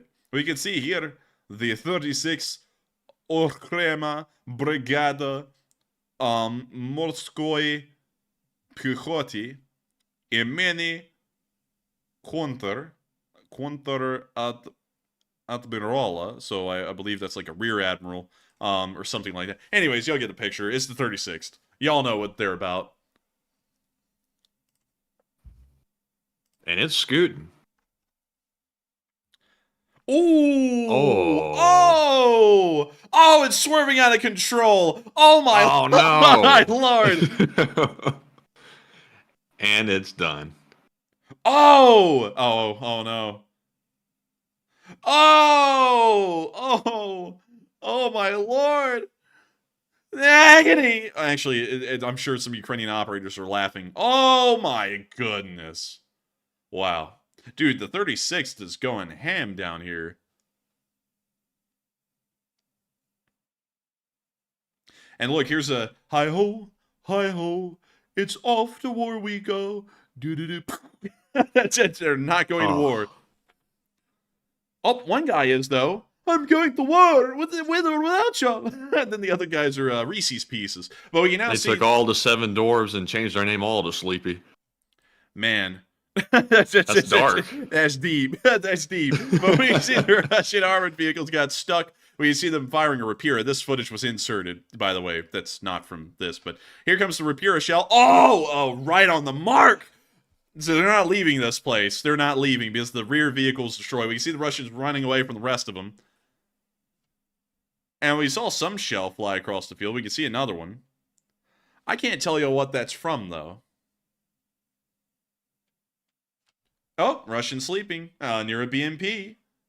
He's, like, legitimately sleeping. Like, I'm not even kidding. And what the hell was that camouflage pattern in this BMP? The Renault FT-17s from World War I just called, and they want their camo back. One second. Let me go pull this up, because I got to give you all some context to that one. Here we go. That's exactly what... you know what? Let me get the images so that we can get a good big picture of it. Because we got to see the big picture here, folks. Look at that. Look at that camo, Matthew. Look at that. Yes. Boom. It's literally the same. Copyright infringement. Yes. Look at that. The French. Oh, actually, is this? Wait, hang on. Okay, so who do Texas is going to know about this because he's got a reproduction Renault. But I don't know if his is a Ford FT because Ford actually manufactured, I think, like a few hundred of their own FTs, and the exhaust was switched to the other side of the tank. This is saying it's a Renault, but it's in the Museum of the American GI, so I don't know if they happen to get their hands on a Ford FT or if it's a Renault FT. Nevertheless, it's an FT, and the camo is the same, and the Russians need to pay for copyright infringement. Anyways, moving on from that clip. I see they stripped the paint off of that one for the for the sin of copyright infringement. Man, the Russians are crying because all the vodka was used as paint thinner on the next one right here. Oh, bless. Dude, that's how you torture a Russian to get information out of him. You got to go pull out the Stolechny and go, I'm going to strip the paint off of this damn tank with this thing if you don't tell me what I want to know. And they're like, I'll tell you anything, man. Though you can see the Russians moving through the field. And your stick's not even on the ground, man. And there we go. I don't know why that to make that noise, but we saw it get hit. The first vehicle was knocked out. I just got to comment real quick on this poll right now. The Air Force and the Navy are getting crapped on. Like, jeez. Man, yeah. Oh my lord. I mean, you know, the Navy's got a reputation, though. You know, What reputation are you talking about? You know, I don't know how to describe it. You know, they got a reputation. That's all I can say. Yeah, you gonna yourself up over there? Oh. Call it Orville Redenbacher because that thing's popping. We're getting popcorn out of that one. And here they go, firing a Rapira again. Insert stock footage. And there goes the shell. Damn, arching that thing in. Like, what is this? A rainbow? Look at this. Like, that thing literally did like a semicircle onto the target. I've never seen that before.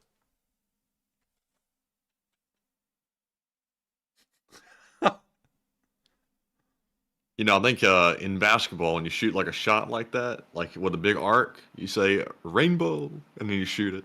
True, true. And also, Matthew, Mace LSA is throwing in the hard facts. The Marine Corps technically isn't even really a branch. It's more of a department of the Navy. Maybe back in the day it was like that. Oh, no, but I see we got Rob USMC in here, who's obviously was in the Marine Corps. He said Navy is our taxi. So he's letting the Navy have it. Well, I hate to say this, Matthew, but technically the Marines are a department of the Navy, and that's why the Navy gets to allocate the funding for the Marine Corps. Now, are you one of these people that makes a big deal? Oh my God, man! Did you just see that? I saw luggage. That's all I saw. I mean, but are you one of these people that thinks that the Coast Guard is the fifth branch, or is it just sort of like a thing? Oh no, the Coast Guard is a branch. I mean, you know, regardless of whether it's a whole-on, like what people consider a fighting branch, it's still an official branch of the U.S. military, no doubt about it. I think so. It's weird that they don't like say it's like the fifth branch, though. Some people don't. I know some people are gonna be like, well, obviously it's the fifth branch, but you don't hear too many people saying, you know, the Coast Guard's the fifth one. Man, so many people disrespect the Coast Guard for their basic to have one of the highest washout rates. I think it's even higher than the Marine Corps, if I remember correctly. A lot of people can't make it through Coast Guard basic. And that's why they only have 10,000 active members in the U.S. Coast Guard. You have to be the best of the best to even just be one of the lower-end people in the Coast Guard. You know, and you got to give them a lot of respect. Because whenever you hear about their rescue operations at sea, it is SEAL Team 6 level kinds of rescue operations, and they'll conduct it on a weekly basis somewhere off the coast of the United States or anywhere around the world.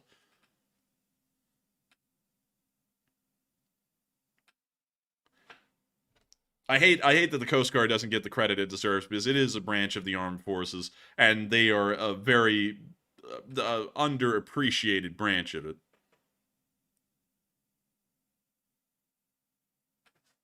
And we can see the 36 just pounding Russian forces with the bomblets inside of their trenches.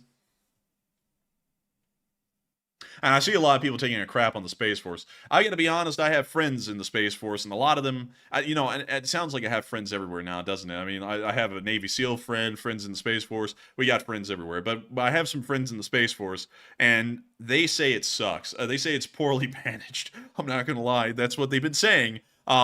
So, you know, that's what we got. You know, hopefully it's just early administrative issues, because, you know, the Air Force probably had these problems when it was made in the late 40s. But hopefully it irons itself out. It most likely will, but for now, it's not.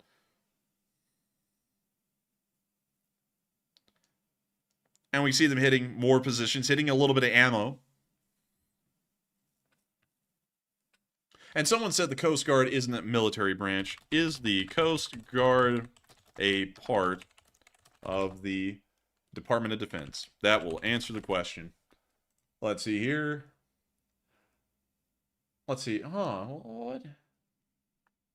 So, wait a minute, hang on. The Coast Guard isn't a Department of Defense. It's a Department of Homeland Security. So I was right. So technically, yeah, you are right. It's that's a little wild. I always was told. Hold up, wait a minute. Okay, it's getting a little confusing here, because now I'm on the Department of Defense's website, and it says Our Forces, and then it includes the Coast Guard in it. So what about the Navy and the Marines? Is that what you said it was, or is that different? Let's see. They say that the Marine Corps is, you know, a separate branch, but really quickly, I have to show you this, Matthew, because this really, like, clarifies it as best as I can. The Marine Corps seal. The answer literally lies in the seal right here. It says Department of the Navy on it. Oh, well, damn it, I guess that does give it away. Yeah, that gives it away. You know, the Marine Corps is considered a branch, but it's more so just an extension of the Navy. But, you know, in modern times, it is no doubt its own branch with its own identity. But once again, the Navy allocates their funding and a whole bunch of other stuff. And there has been arguments in the past, like in World War II, at the very beginning of World War II, there was a lot of fear in the Marine Corps that Congress was just going to just write the Marine Corps out of existence and make it a part of the Army or the Navy completely. You know, it's not even a separate department or anything. It's just naval infantry, or, you know, Army soldiers who are specialized in amphibious fighting or ship-to-ship combat, something like that.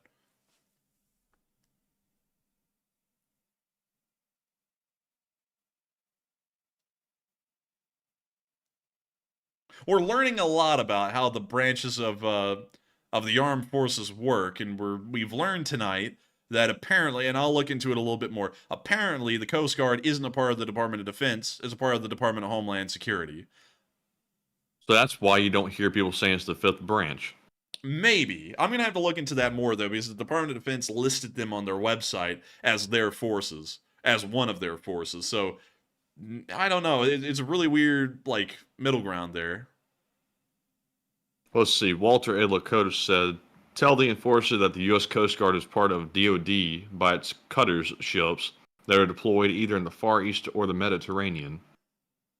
Let's see. Okay, so we're getting, like, I think, if I'm understanding this correct, Walter, we're kind of getting a little bit of a middle ground there. Parts of the Coast Guard fall under the Department of Defense, and other parts of it here within the United States domestically fall within the Department of Homeland Security. Am I right on saying that, Walter, or would that be wrong?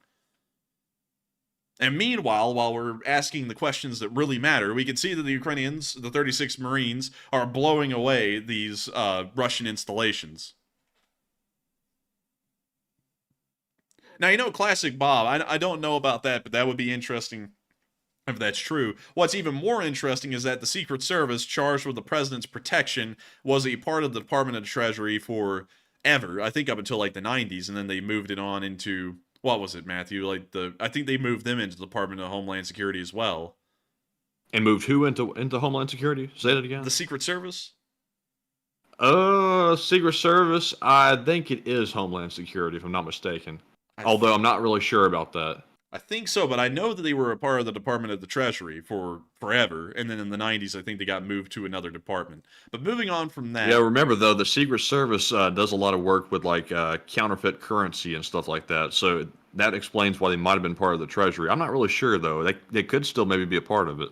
Dude, you know, it's kind of weird that the guys who kind of went around and found counterfeiters back in the day also were charged with the protection of the president. It's like, how in the world did that, I'm going to have to look into the history of that, because how in the world did that duty even evolve for the Secret Service? It's so detached from counterfeiting or anything involved with the Treasury Department. And while the Treasury Department, I believe, is an extension of the executive branch, it still makes no sense that they would be the people charged with the protection of the president. But I'll look into that and try and figure out an answer to that later on. But anyways, we got to see some Ukrainian Special Forces guy with some pretty cool gear here. Some nods. Look at that. Pretty neat. And also just some neat stuff. I mean, we're not going to go over all of it, but the picture is smacks. And it's great. And so moving on from that, we're now going to be moving on down into the Dnieper River area. And due to us starting to go a good bit over time due to our rabbit holes tonight, but I gotta say, I hope y'all been liking them, because they're very informative to me, and maybe it's teaching a lot of y'all some stuff that y'all didn't know too. We're now going to be moving into the area of Krynky, where we got to see that a T-90M was destroyed in this area, and once again showing that T-90Ms aren't really anything to even fear, because we're starting to see a large amount of them getting destroyed everywhere. And whop along, Cassidy, you were right, the IRS is armed. The Postal Service is also armed as well. I don't think they should be armed. We need accountants or mail carriers with weapons. What could go wrong? But Matthew, I got to say this though: the post office mail fraud department. Good God, do not mess with them, man. I've heard they've got Newman. No, I'm not even kidding, man. Like, I've heard that the post office has like one of the most violent, like, armed branches in the government. It is crazy. They will hunt you down over mail fraud. Like, it's insane. Well, you got to think about it. Who spends their whole life thinking, I want to go work for the U.S. Postal Inspectors? They're probably people that wanted to go into something, a little bit more well known, and they either couldn't quite make it or something like that, so they went to the U.S. Postal Service. And then they're kind of a little bit pissed off about it, so they're real angry. So the postal inspectors are vigilant. Maybe that's why. Maybe, dude, imagine Newman being a postal inspector. It's getting hot under these lights, isn't it, Seinfeld? And all that crap. Man, that would be funny to actually see a guy like Newman be a postal inspector. And also, anyone who is or has somebody out there that works in the postal inspectors, don't take that in a bad way. I just say that about some people. But some postal inspectors, they're probably going out there thinking, I want to be the toughest, baddest ass postal man I can be. I'm going out armed. Listen, I'm not going to lie. While Matthew is kidding around about the postal inspectors, I'm scared of postal inspectors. Like, I honestly think they're one of the scariest people to run into in the federal government, because from what I've heard, they do not mess around. I mean, if you think the ATF doesn't mess around, you haven't seen anything until you see the postal inspectors, from what I've heard. Like, they're real got business. Something to hide? Hell, I don't have anything to hide anyway, man. Like, no, man, you're scaring me. But anyways, we got to see an Orlon get shot down over the area of Kazachilaferi today.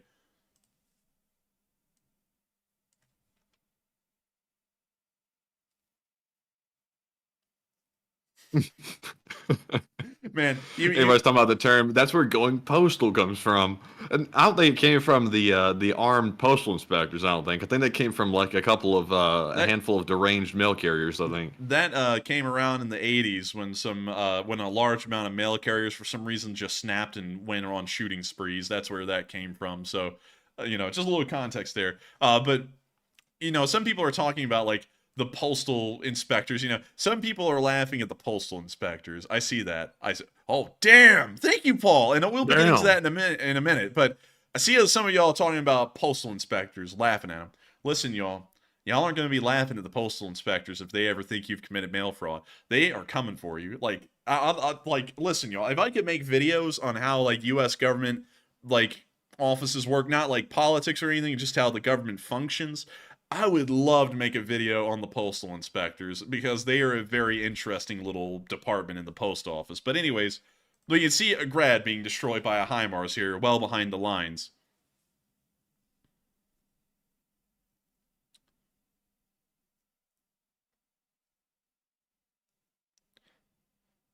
And look at that. That HIMARS strike was literally right on top of the launcher on the grad, destroying it immediately.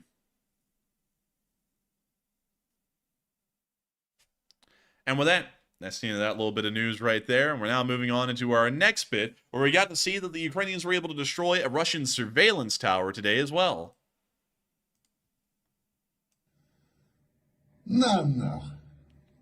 Hey! It's our boy, man! Nana. No more Russian. Hey, man, they are sounding a little bit more, different. Man, he's sitting there. The ghosts will eat your soul. I'm like, wow, that's not the Madiar I know. But anyways, nice to see Madiar at work down in the Kherson area with Madiar's birds, and hopefully they're doing a good job. Moving on from that, we also got to see some footage that was released today by the Ukrainian drone forces, showing that they possibly hit 4 warships in the area of Crimea, including the Admiral Makarov. We can see them operating the drones. We can see what appears to be a possible collision. We can also see an explosion on the Crimean Bridge. I feel like this is a compilation of just clips from over the course of the war. And these guys are celebrating like they're extras in a movie. I don't know what's up with that. But anyways. If you didn't know any better, you'd think they were celebrating the win on the video game or Call of Duty or something. Dude, this guy literally over here, he hit the emote. Yay! Yippee! That's literally what he did. I was like, man, look at that. But anyways, that's the end of that clip. And it's now time for us to quickly talk about the Middle East. And I can only really give like a few minutes to this because nothing really happened today. Thankfully. Thankfully and unthankfully. You know, it depends. But there was no ongoing combat right now in the Gaza Strip, and from what we've heard, there wasn't really a lot going on in the southern Lebanon area either. From what we know, right now there's a ceasefire in place, and there's been no notable news because of that. That's why we put that down. I don't know why I posted something from Ukraine down in here. Let me get rid of that because that post is really just to say that there's no notable news right now. The only notable news we heard is that apparently, Hamas may have held up the release of some hostages today, and the Israelis said that if they didn't release the hostages by midnight their time, they would break the ceasefire and begin hostilities again, considering that Hamas would have violated the agreement. Before that, Hamas did admit that they were not releasing hostages because they claimed that Israel was not holding up their end of the deal, although we didn't really hear any explanation as to what part of the deal they alleged the Israelis were not holding up their end of. Nevertheless, we're going to be now moving out of the Middle East news, considering that that was all we got today, and we're now going to be moving on into Kyiv to cover the speech from President Volodymyr Zelensky here on day 640 of the war. And it's a long one, so strap in. It's a big peach, and it's a good one. So here's the speech. Speech! Give me a big speech, please. Speech. This is what we need. We love the speech! We love peaches and speech! Шановні громадяни України, дорогий народе. Oh crap, let me get the subtitles on. Oh my lord. Zelensky production. Man, what the hell is going on here? I've got to get this shit in English. I'm getting freaking scared. Okay, here we go. Щороку, наприкінці листопада, ми відчуваємо холод і мороз по шкірі, незалежно від погодних умов і нашого місця перебування. Холод всередині наших сердець, коли всіх нас об'єднує важка дата – 4 субота листопада, День пам'яті жертв Голодоморів. Коли ми відчуваємо великий біль і гнів водночас. Від неможливості забути, зрозуміти і тим паче пробачити жахливі злочини геноциду, який пережив український народ у ХХ столітті. Чоловіки, жінки, діти, мільйони невинних і замордованих, незлічені та незлічені. Незлічені тоді, коли в графі «Причина смерті» писали що завгодно, окрім правди. Бездушно списували людей тисячами. Не вважали за потрібне рахувати. Не вважали людей людьми. Незлічені загалом. Скільки їх? Заморених голодом, просто падали в полі, на дорозі, у себе на подвір'ї.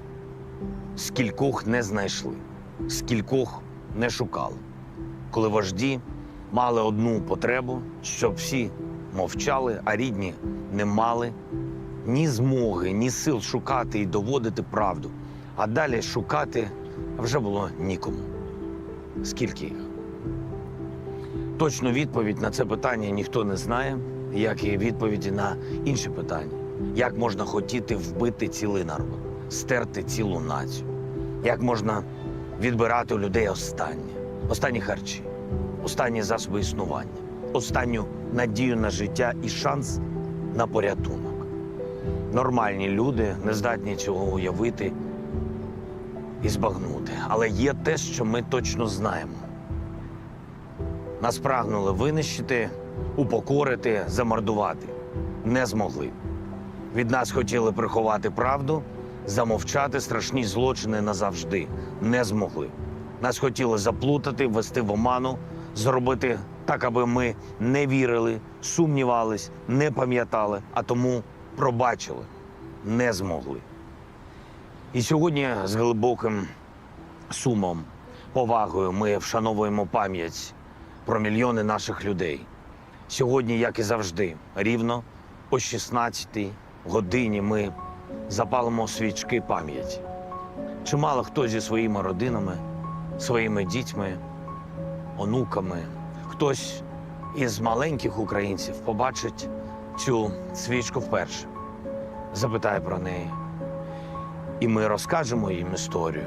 Ця свічка розповість їм історію, яку вони повинні знати, пам'ятати, передавати своїм дітям та онукам. А ті своїм дітям і онукам. І допоки ми будемо запалювати цей вогонь, не згасне спогад про мільйони наших предків, яких цілеспрямовано, підготовлено і цинічно штовхнули в обійми голодної смерті. Через те, що вони українці. Через те, що становили ідеологічну і класову загрозу імперського утворення. Були за духом вільними людьми, а отже вважались небезпечними для режиму і його геополітичних намірів. І тоді по хатах ходили озброєні загони і забирали все, що можна було їсти. І тоді селяни падали на коліна, благали залишити бодай якусь крихту для дітей, але нелюди були невблаганні. І тоді на очах у рідних тихо згасали бабусі і діди, батьки рідні, які відмовлялися їсти, щоб дітям було більше. І тоді зникали цілі сім'ї, роди, вулиці, села. Трагедія, де не лише мільйони вбитих, а й мільйони ненароджених. Трагедія, через яку сьогодні ми плачемо і мовчимо. Так тихо, що це має чути весь світ. Так звучить український біль. Ідеологи, організатори і виконавці тих злочинів не понесли відповідальності і справедливого покарання під час життя. Але це не значить, що ми маємо пробачити і забути. Сьогодні мають нести і несуть покарання імена і біографії всіх винних. Покарання ганьбою, клеймом, сорому для їхньої ролі у світовій історії. Правдою, яку мають знати всі на планеті. Правдою, яка сьогодні є найменшим із того, що можна зробити для вшанування мільйонів жертв. Визнання тих страшних діянь проти українців злочинами геноциду. Це надважливо, це неформальність, це ставлення цивілізованого світу до істини, це данина справедливості. Ми дякуємо усім державам, які обрали справедливість та визнали її. Визнали офіційно, визнали Голодомор злочином проти людей, проти історії, проти України. Свідомим злочином. Рівно 30 років тому першими це зробили Естонія та Австралія. Згодом Канада, Угорщина і Ватикан. Литва, Грузія і Польща. Перу, Парагвай, Еквадор, Колумбія і Мексика. Португалія та Сполучені Штати Америки. А коли почалась війна, всім, хто доти сумнівався, все стало очевидним. Всі побачили буквально в прямому ефірі, наживо, на що здатна сучасна Росія, яка називає себе спадкоємницею СРСР, якій подобається бути спадкоємницею найстрашніших злочинів і вбивств тієї епохи. Саме вбивств, спроб знищити народи. І за ці 2 роки повномасштабної війни майже стільки ж держав, як від початку нашої незалежності. Тепер визнали Голодомор геноцидом. Німеччина, Великобританія, Італія, Франція, Чехія, Молдова, Румунія, Болгарія, Бразилія, Нідерланди, Бельгія, Люксембург, Ірландія, Ісландія, Словенія, Словаччина, Хорватія, Європейський Союз і Парламентська асамблея Ради Європи. Справедливість шириться світом. Світ має знати про це, світ має визнати це, світ має не забувати про це. І я дякую всім, хто разом з Україною відновлює історичну правду і справедливість, хто називає речі своїми іменами і хто не дозволяє іменам винних у злочинах геноциду, у злочинах війни сховатися за брехнею про нібито непричетність. 90 років тому світ не міг бачити повною мірою, що відбувається насправді. Зараз немає тих, хто б не бачив. Є лише ті, хто обирає не помічати. Їх небагато. І буде ще менше. Правда прокладає собі шлях. І на цьому шляху світ має об'єднатись і засудити злочини минулого. Світ має об'єднатись і зупинити злочини сьогодення. У минулому столітті з Москви прийшов голод. Зараз звідти лунають слова заперечення. І кожне з таких слів заперечення насправді звучить як зізнання. Їм потрібен голод, як зброя і надалі. Голод, голод, терор. Кожна тонна викраденого ними зараз зерна, блокада кожного нашого міста, кожен російський удар по наших портах тепер, по українських зерносховищах, по наших елеваторах, кожен шахет, який цілить по нашій логістиці, кожна російська ракета, чия траєкторія проти українського життя. Все це минуле, яке повернулося, бо не було засуджено вчасно. Це процес, де лінія тоталітарної радянської політики і лінія політики сучасної Росії утворюють разом знак «дорівнює». Зло не було зупинено, не було спокути. І зараз ми його зупиняємо. Це час історичної відповідальності для вбивць і для тих, хто обрав для себе бути послідовниками вбивць, хто діє так само, як колись. І справедливість важлива не через 90 років, а тепер. Бо хоч і є злочини, які не мають строку давності, справедливість має бути вчасною. Вирок злу має бути вчасним. Справедливості потрібні живі свідки. Ті, хто побачить, як російське зло буде покаране. І ті, хто розкаже. І не тільки про те, через що довелось пройти нашим людям, але й про те, як наші люди поставили справедливу крапку у намаганнях знищити Україну. Замордувати, підкорити або стерти. Україна вистоїть, Україна не згасне, Україна збереже себе і правду, і справедливість, і стануть істиною, живою істиною України, яка вистояла, і стануть живими свідками слова одного з найвідоміших романів про Голодомор «Жовтий князь». Їхнє зло щезне, а правда ніколи. Світла пам'ять усім нашим людям, які загинули в 1921, 22, 23 роках, у 1946, 47 і в найстрашніші 32, 33 роки.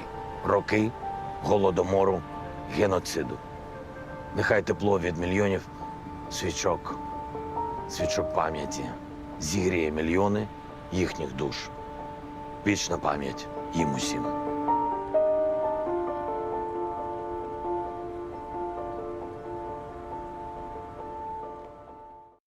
And that is the end of the speech from President Volodymyr Zelensky, and that wraps up our speech for the night. We're about to be moving on into the second segment of this stream. Of course, it's going to be very interesting, and we're going to be able to get to talk to each and every single one of y'all as much as we possibly can over the next 30 minutes or so. And so, Matthew, take it away.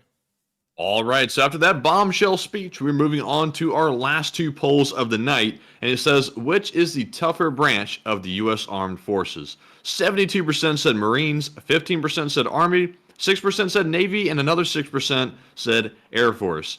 And I gotta say, I definitely agree with the 72%. The Marines are definitely the toughest in my opinion. They're all tough in their own regard, but the Marines are put through probably the most hell in their training, and also actually being one of the first to go to the front lines if a war does break out. I would have to say that they're probably the toughest and most physically demanding branch of them all. But not saying the others aren't tough, gotta make that clear, but I think the Marines are a little bit tougher. But Enforcer, what say you?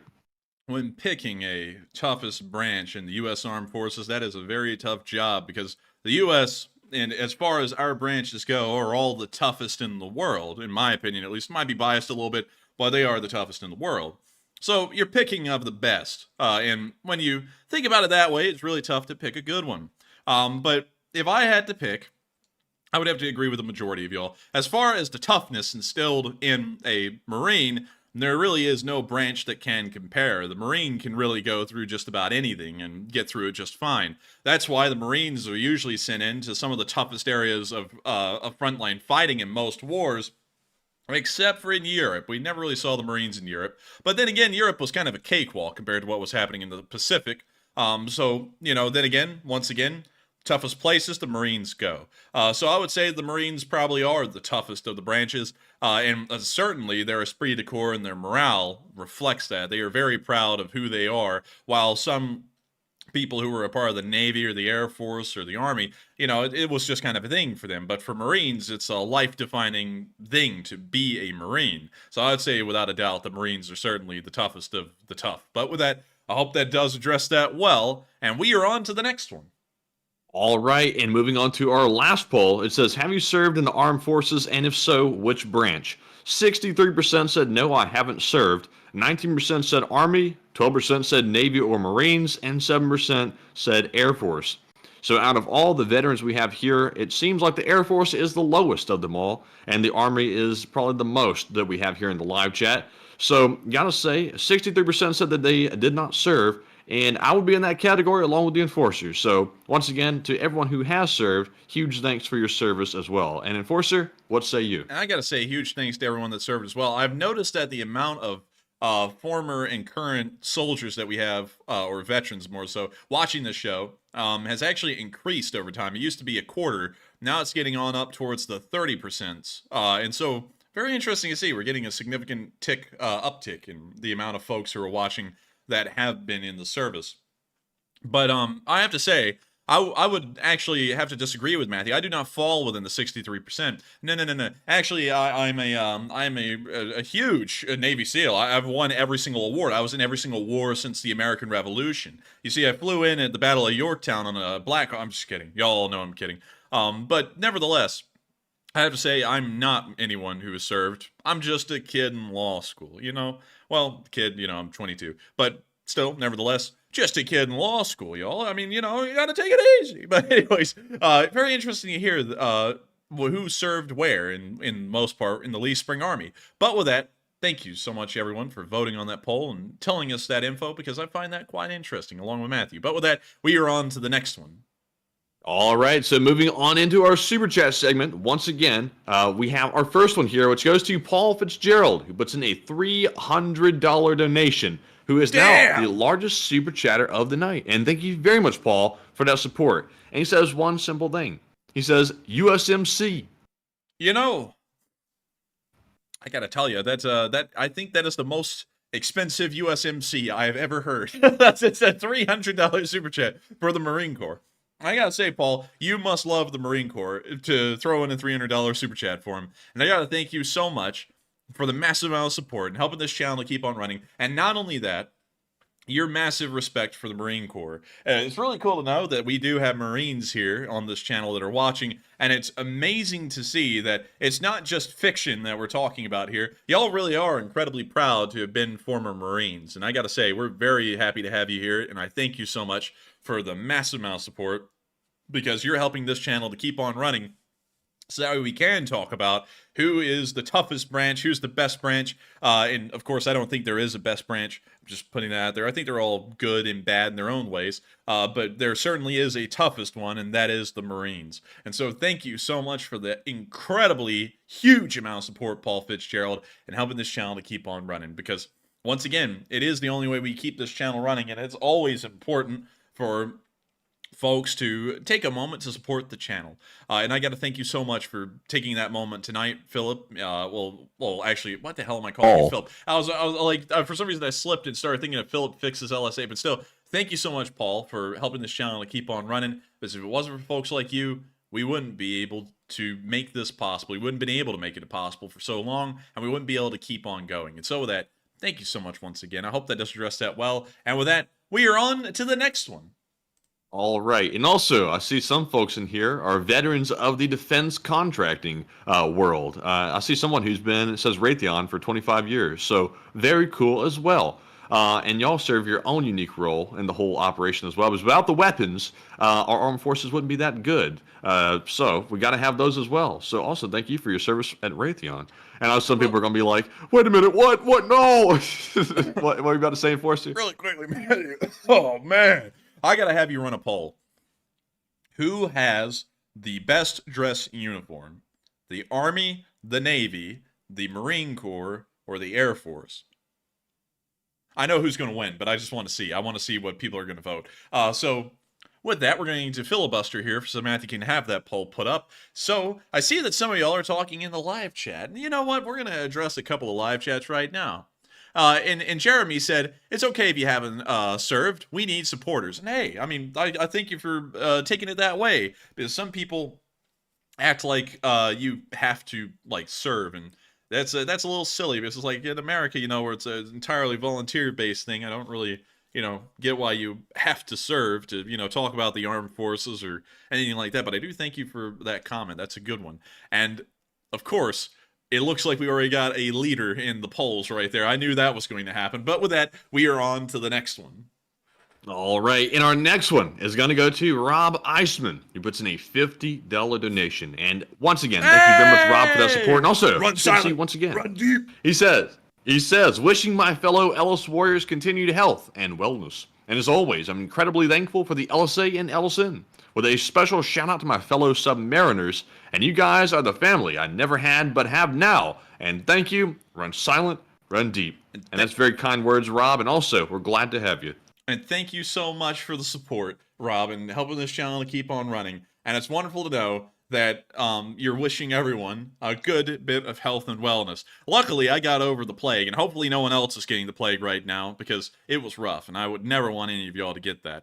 But I gotta say, I love to know that folks are thankful for the community here, because there are many communities out there on YouTube. There's a community that exists for every single channel, and I've never seen one that has been as kind to each other and as nice and as generous in helping out Ukraine and also everything else that y'all do as this one. It is truly the best community out there. No doubt about it. No question. And I gotta say that it is a incredible thing to know that not only do we appreciate it, all of y'all see that and appreciate that as well, because it's a very rare attribute in YouTube to have a good community. A lot of them end up being toxic or just vile or mean or, you know, wicked. You know, it usually devolves into that at some point. But or terroristic. Yeah, or terroristic, you know, that's something we've had experience with. But none of them have ever been like this. I've never seen one that has been like this, especially for so long. We've been here for nearly 2 years, and this community has been by far the best, in my opinion, for 2 straight years. I'm not saying that just because y'all are my community, because everyone says that to their community. I'm saying that because I believe that. I don't think there is a better community out there, and I've got to thank every single one of y'all for being such special members of it. And I also got to say that, Rob, you are one of the people I find the most interesting, being a submariner, or having a past as a submariner. I believe on the USS George C. Marshall, which was one of the only submarines named after, I believe it was, if I'm trying to remember his position. Damn, I'm not even going to say his position, because I can't remember what George C. Marshall's position was. I think he was a general in the Army, if I remember right, but I think I might be wrong. But still, I got to thank you so much once again for appreciating the Lee Spring Army, the Lee Spring Navy, the Lee Spring Marine Corps, the Lee Spring Coast Guard, as well as the Lee Spring Air Force, because every single one of them are amazing in every single way. And so, with that, thank you so much once again for support. I hope that does address that well. And run silent and run deep. And thank you once again for being here with us, Rob, and helping this channel to keep on running. Yes, indeed. And up next, we have a super chat from Brett Warner, who puts in a $50 donation. And he actually put in 2 in a row. And huge shout out to you, Brett, for that combined $100 support. Hey! And we appreciate it very much. And Brett says, will the river in the southern front be frozen enough to support a tank crossing? Sadly, the Dnipro doesn't freeze in the winter. The river flows quick enough that it's not still for long enough that ice is able to form on the surface and create a hard enough area, or a hard enough path for armor to cross. So sadly, even in winter conditions, the Ukrainians would have to construct bridge crossings to be able to get armor across. So sadly, the answer to that would most likely be no. However, I will say, there are exceptions to that historically. We did see that the Rhine River froze over, and that's what honestly led to the collapse of the Western Roman Empire around, like 300 AD, I believe, when the Goths, like the ones you see at the mall that are in all black, they ran across the border of the Roman Empire from the Rhine because the river had frozen over, and that was largely how Rome got invaded successfully.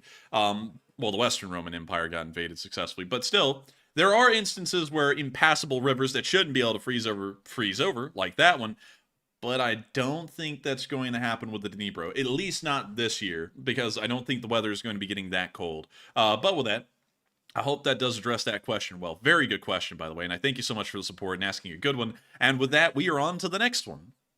All right, and our next super chat is also to Brett Warner, who says in the second one, will the Dnipro be frozen enough to support tank crossings in the south? I think we already answered that one. Oh yeah, he said the same thing twice. He just modified it a little bit on the second one. But Brett, I've noticed though at the top bar there are duplicates. Like it shows that Paul Fitzgerald has 2 super chats, but he only put in the 1, and I don't know what's up with that because it's been throwing me off all night. Oh, no, I know for a fact that Brett put it in twice because it's a little bit different on the second one in the wording than the first one. So he definitely put it in twice. I hope on purpose, but if not, thank you very much, Brett, for the support. Hey, and thank you for the support, Brett. I hope we answered that question well the first time, because I think it's still the same answer. Probably be very tough for them to cross the river, and it probably won't freeze, at least from what I'm seeing right now. And of course, I'm not saying that as a certainty. I never am into the idea of that. I think it's a high possibility it won't freeze over, but there is still a chance that it may. It's just a very small one. But with that, we are on to the next one. All right, and our next super chat goes to Hal Rose, who puts in a $33 donation, and thank you very much, Hal, for that support as well. He says, Enforcer Matt, it's not a level playing field. Putin is sending out obsolete tanks from storage, while NATO members send over advanced technology, and what say you?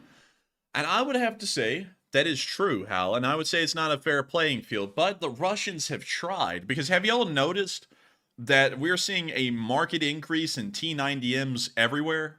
Like, it's not just me noticing that, right? Because we're noticing the T90Ms are popping up everywhere, all the way from Kupiansk all the way down to Kherson now, and it seems as though they're very common. And right now, based off of the official count of confirmed T90M losses, it's surpassed the number that they had, that we knew of, when the war began. And it's suggesting that somewhere inside of Russia, they're cobbling together T90Ms out of, T90Ms out of T90As or T72s or something along that line. It's suggesting that somehow the Russians are able to actually produce new tanks. But even then, when I say new tanks, this does not mean that they are on par with a Leopard 2. That thing, like the T90M, under all of that niceness and the frills and the, and I gotta say, the sleek lines, I mean, they did really try and give this thing their damnedest effort in trying to make it look like a modern main battle tank.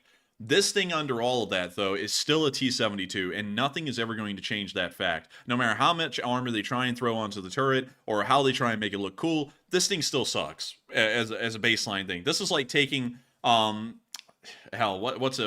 something that just sucks, Matthew, just straight out? A Pontiac Aztec. Like taking a Pontiac Aztec and adding like speed stripes to the side of it. It's not making it a better car. It's making it look a little cooler, maybe, but it's not making it better. And that's what this is. And it looks like they're trying, but no matter what they can do, the Russians are at a huge disadvantage. The only way they could ever try and get on par with the West is to try and mass produce the T-14 Armada. And that's never going to happen. The T-14 Armada is mired with problems, and while it's, in theory, a really good main battle tank and would have been a revolutionary design, like many things that were revolutionary and introduced by the Soviet Union, it sucks. It has many problems. They really tried to go for the bling and not for the actual operability of the vehicle.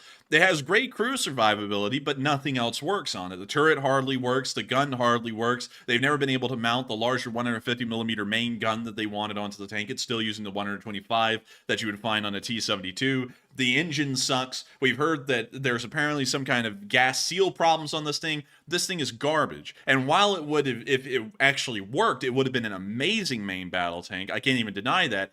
The facts are the facts, and this thing sucks. And so no matter what, at this given moment, even if the Russians try and upgrade their old garbage into something like a T-90M, it's still garbage. And like Bootlegger said in the live chat, it's like polishing a turd. So no matter what, as long as Ukraine is being provided with modern Western equipment and weapons like Leopard 2s or Abrams or Challengers, they will always have an upper hand advantage over the Russians. No question about it, every single day. And so with that, thank you so much once again for the support, Hal, and helping this channel to keep on running, because it is folks like you who make this thing possible. And with that, we are on to the next one.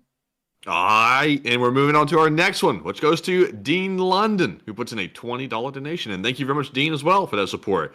Dean said, what are your thoughts of the potential that the inability to push majorly in any direction may just lead to a slow takeover of Ukraine? And keep it coming, LSA bros, and I listen in when I can live, and UK supporting Ukraine. And thank you so much, Dean, for being one of our British LSA members, and also for asking the good question. What happens if the lines don't move? We're probably going to see that if the lines don't move, and, you know, this is something we've kind of heard and rumored about, is that the West is going to encourage Ukraine to fight a protracted war where they try to attrit the Russians over time. And if they do that, they'll probably end up being successful, especially if Western support is assured through that entire duration. But you are right. We're not really seeing a lot of advances by the Ukrainians in any areas that are major. I've got to be honest, because while we're pro-Ukrainian, like we used to say in the day, and I used to hammer this home, while we're pro-Ukrainian, we are unbiased in the battlefield reporting. And the offensive in the south at Kharkiv that was supposed to be going towards Melitopol and splitting the land bridge in two really was a failure. It didn't achieve its secondary objective or its primary objective. The secondary objective was the capturing of Tokmak. The primary objective was the capture of Melitopol. Didn't achieve either of them, and it's showing that there may be some issues where the Ukrainians may not be able to advance as rapidly as they used to in offensives because the Russians have had so much time in places like that to prepare for them. And so, going off of that, I have a feeling that if that continued, the Ukrainians couldn't advance anywhere, they're probably going to put down a lot of fire on the Russians and, continue to wipe them out like they are right now, but not really try offensives until long after that had happened. And so with that, I thank you so much once again for support. I hope that does address that well. And with that, we are on to the next one.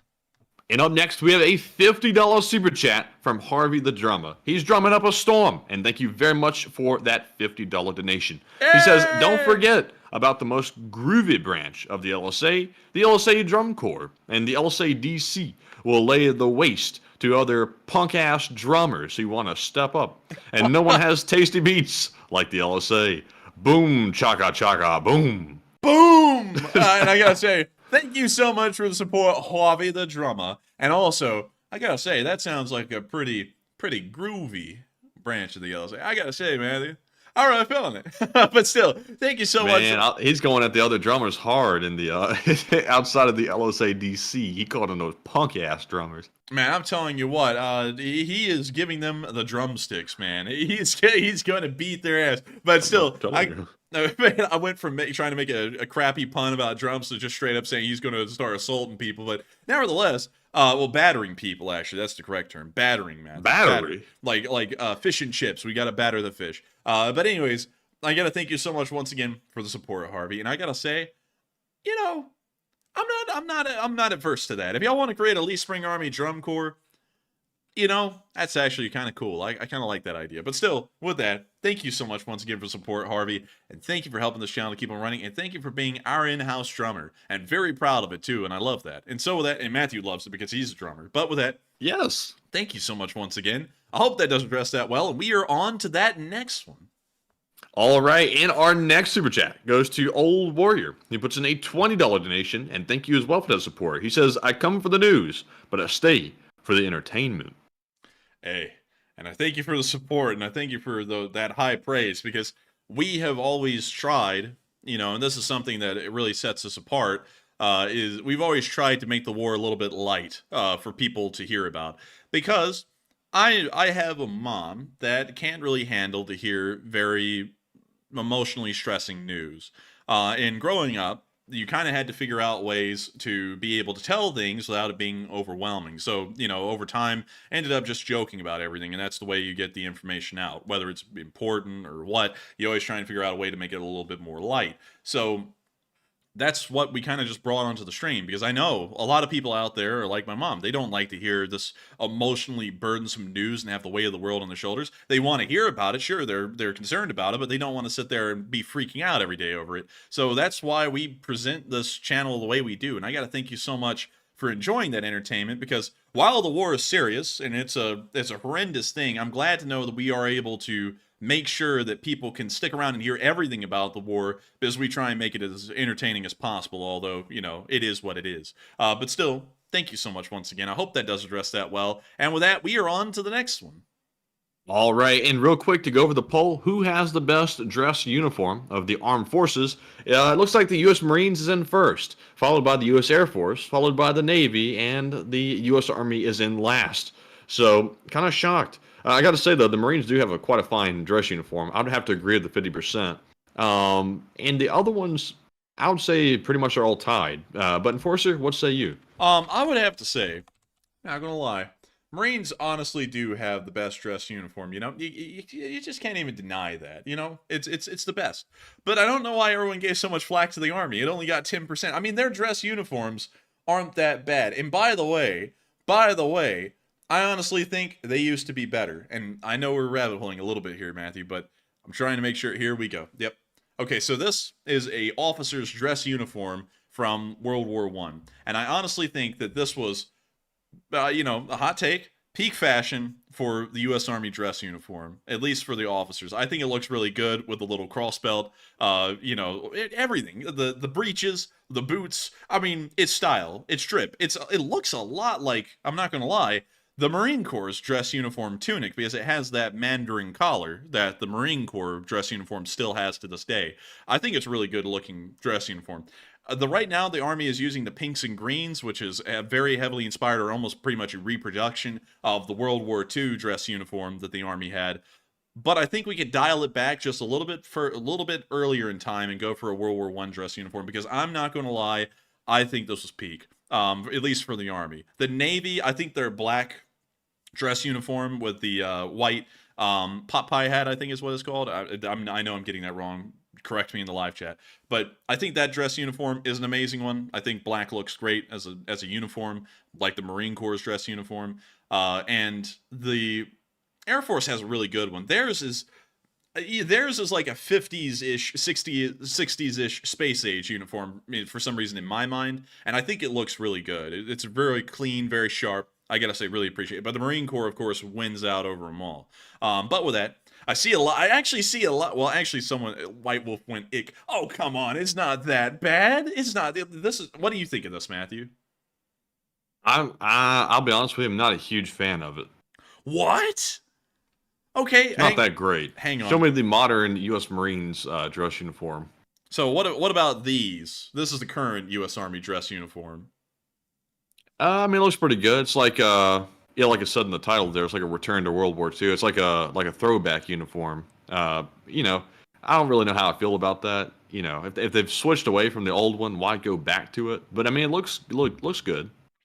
You know, I don't know. You know, like I'm looking at this, and I think I might see a point here, from what folks were saying. Because, I'm thinking about it, it's like World War II is come and gone, it's like you never really see the army, in any point in American history revert back to a uniform for any reason. Like they just continuously just, evolve the uniform. This is, I don't know how I feel about this. I feel like they could take inspiration, but directly copying it, I don't really know, like looking at it again. But with that, I hope that does address that well, because I just realized, Matthew, we have a lot to go, and it's 11:30 now. But with that, we are on to the next one. And the next one goes to Augustin Lara, who puts in a 20. And thank you, Augustin, as well. They said, I looked up the prices on NVG, night vision goggles, like the ones on the picture you showed, and they go for about $40K. What? And are they worth that much, or are these companies taking advantage of the blank checks that the military gives them? Blank checks. And yes, Augustin, those night vision goggles are very expensive. Thermal is very expensive, although it's getting cheaper, if you can call it that. But overall, all the night vision gear, including the thermal, is insanely expensive. And I think it is mainly because of not just the technology, but like the Enforcer was about to say, the blank check. But Enforcer, what say you? It's the blank checks all the way, because that technology is not that expensive. You can buy Soviet military surplus. That works. It's Soviet, but it works. And it's night vision devices, night vision scopes. It's like the 6N 1P28, something like that. It's one of their first night vision scope iterations. You can buy those things working online for like $600, because there's no one, writing blank checks for those, so they just sell for what they sell. And also you can get like first generation night vision scopes for like the M16 in the 70s for like $700 online operational. So I think that's entirely a blank check thing, because that technology, it really isn't that difficult to make where it would cost that much. So that would be my take. But I don't know everything about the night vision industry world or the thermal vision world to know if it really is that expensive to produce it or not. But with that, I hope that does address that well. And thank you for the support and sharing that with us, because I'm never getting nods for that reason now. And with that, we are on to the next one. And the next one goes to AMX-10 Speedy Bang Bang, who puts in the 10 and says, not enough mine-clearing equipment was sent ahead of the summer counteroffensive, and Ukraine instead fought a smart war of attrition, and we might see large numbers of special equipment arriving in 2024. And yes, that is true. We're seeing already that the F-16s are slated for early 24, which is a great thing and a godsend. Hopefully that will really start to change things once they arrive. And I feel like the Ukrainians right now, considering that they really aren't doing any offensives rather than the one in Kherson, are conducting an attritional war for the moment, and they're trying to grind down the Russians like they did last year before they spring forward their offensives once Russian forces on the lines are exhausted. So I would agree with you completely on that, and hopefully we'll see a mass influx of support and equipment at the beginning of next year. But then that doesn't mean they'll be ready immediately, because usually we see that the Ukrainians don't integrate that equipment into existing units. They actually raise entirely new brigades, like the 47th Magura, which is the best example of that, and then they give them the Western equipment, and then they introduce them onto the lines as a brand new fighting brigade. So that may also add a lot of time, and then we'll see that most U.S. equipment given early next year ends up being operational and in service in a Ukrainian brigade by midsummer of 2024. But nevertheless, I do thank you for the support, and I hope that does address that well. And with that, we are on to the next one. All right, and the next one goes to Kyle Leeson, who puts in a $10 donation. And he says, Tabasco is weak sauce. Too much vinegar. What the hell? Why is everyone crapping on Tabasco? Listen, I love Tabasco. It's a flavor enhancer. I think it's great. And I love the stuff. It's good. Now, it's got vinegar in it, yes. A lot of it, I will admit. But I think that's what it enhances the flavor of things, It really draws out the flavor. But with that, thank you so much once again for the support. And I see so many people saying it's weak sauce. Yo, I'm not trying to, burn my tonsils out. I'm just wanting to get, a little bit of extra flavor. I'm just saying. But with that, thank you so much once again for the support. I hope that does address that well. And we are on to the next one. In up next, big shout out to Bob, as well as Certify, and also Junebug72 for each putting in a $5 donation without a comment. And thank you all three once again for that support and helping to keep the channel running. And we have another super chat. This time is from Snow White yet again, who put in a $10 donation. Hey! And Snow White said, now is not the time to be a candy ass. The candy ass? You calling me a candy ass? Oh, whoa. What the hell does that mean? What does it mean? Let's see. A timid, cowardly, or despicable person. I'm too much of a candy ass to be a crab fisherman is the example. Is that the Urban Dictionary? No. This is literally the Oxford Dictionary giving this definition here. Let's see. Candy ass sellouts is the second example. Very interesting. Very, very interesting word. And why are they called candy asses? Are their asses candied? Do they have like caramel on them? Like, what's going on here? But anyways, thank you so much for the support. And I would agree, now is not the time to be a candy ass, you know? I think that's ridiculous and also very obscene. And so thank you so much once again for the support. I hope that does address that well. And we are on to the next one. All right, and the next one goes to Aquatico50, who puts in a 10 and says, read and watched the story Dumb Money when live streamers and Reddit users beat Wall Street with GameStop, and made me think of y'all and this community, and remember that together we're making a difference. And Aquatico, those were, I believe, it was Wall Street Bets or someone like that that went on there and did that GameStop short sell.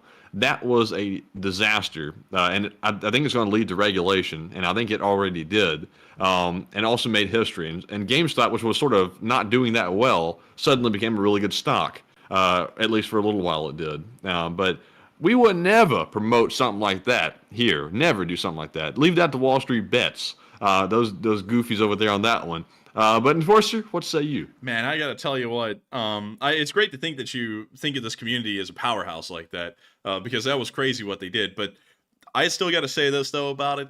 What they did was wild. I mean, that was crazy. And you know, it would be weird to be the GameStop CEO having to figure out how to shut down stores one day, and then you wake up the next day and you're now the CEO of a Fortune 500 company because the stocks blew up so much overnight. That was wild, like when that happened. And I remember that everyone was talking about it, and of course everyone on Wall Street was just pissed as hell that it happened, because it was blowing everything out of the water. And so I think it did lead to regulations. I didn't really follow it too much, and like when I watched it happen, I was like, oh, that's cool, you know. And I was like, that beyond that, that's it.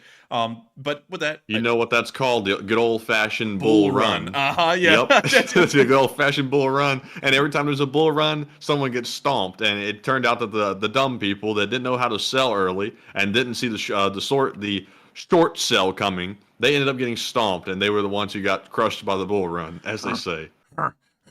It's a bull run. But anyways, thank you so much once again for support. And thank you for the kind words to this channel, because it's amazing to think that you consider the Lee Spring Army to be that powerful that we could try and do something like that. We wouldn't. Now I'm saying that very clearly. We are not doing anything like that. But I do thank you so much for the praise. And so with that, we are on to the next one.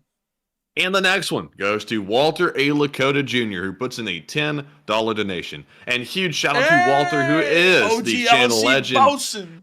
He says, aloha, Enforcer Matt, and LSA from OG Ellison Bosun. And the river in Kherson City is actually called Dnipro, as the Dnipro is short for Dniprovsk City. I think it's Dnipropetrovsk or something like that. It's this city here. It's actually Dnipro. Something like that. It's the city, they call it Dnipro, but it's Dnipropetrovsk in its like full name or something like that. I know I'm butchering it. But I do thank you for sharing that with us, Walter. But I know it's a good thing to always try and get things correct, but I'm going to have to call the Dnipro River the Dnipro River, because at the beginning of the war, we actually called it the Dnieper River, and then people said that was the Russian pronunciation, so we moved it on into the Dnipro River. And then, from there, people have had issues with it. And at this point, it is so hard to keep up with what we're calling the river now. I just stick with the Dnipro.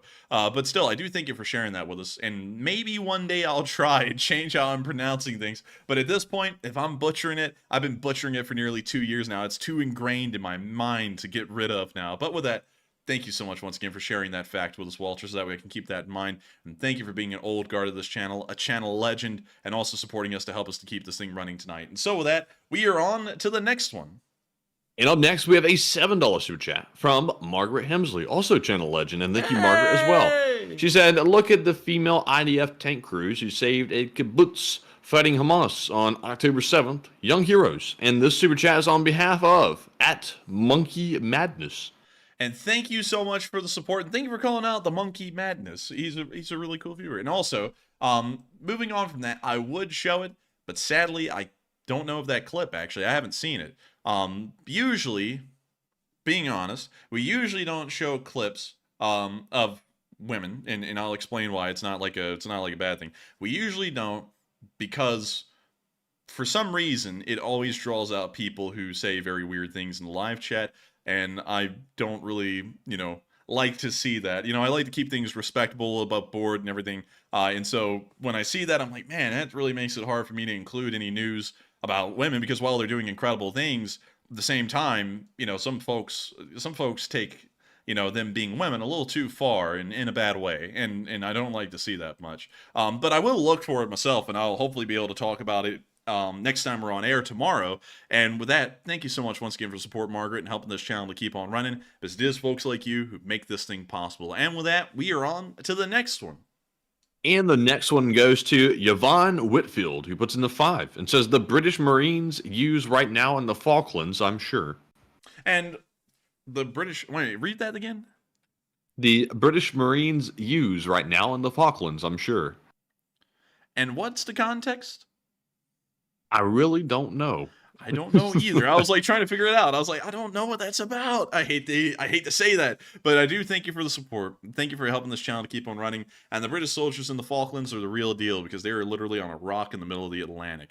And so with that, thank you so much once again for support. I hope that does address that well. And Axel K, that's a good idea, but I've like this is something that I didn't come up with as a rule, and we never showed clips of women. We used to show a lot of clips of women Ukrainian soldiers, but the chat would go insane. And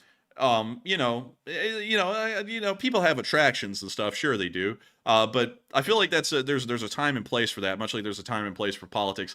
And we're trying to cover news of a war, and when you see people saying very depraved things in the live chat, it's like, yikes. It's like, it's like it's a way to really just be vile, and it's also very not clean. I guess that's the best way to say it. And we try and keep things as above board as possible. So I respect what you're saying there, and I get what you're saying, but at the same time, I hate to see it, because it's it's something I'm not really a big fan of. I'm a big fan of, trying to be a gentleman about that kind of stuff, not be that Russian guy giving the pep talk where he's like, we're going to be going to the brothel, and he's doing all that. It's like, we're not a big fan of that kind of stuff. But with that, we are on to the next one. All right, and the next one goes to CK Bold, who puts in the 5 and says, take a live chat question. And CK, we shall take a live chat, but instead of taking the traditional live chat, we shall cover the poll question, which says thermal or night vision. 68% said thermal and 32% said night vision. And I'd have to agree with the 68%. If I had the choice between the two, I would definitely take the thermal vision.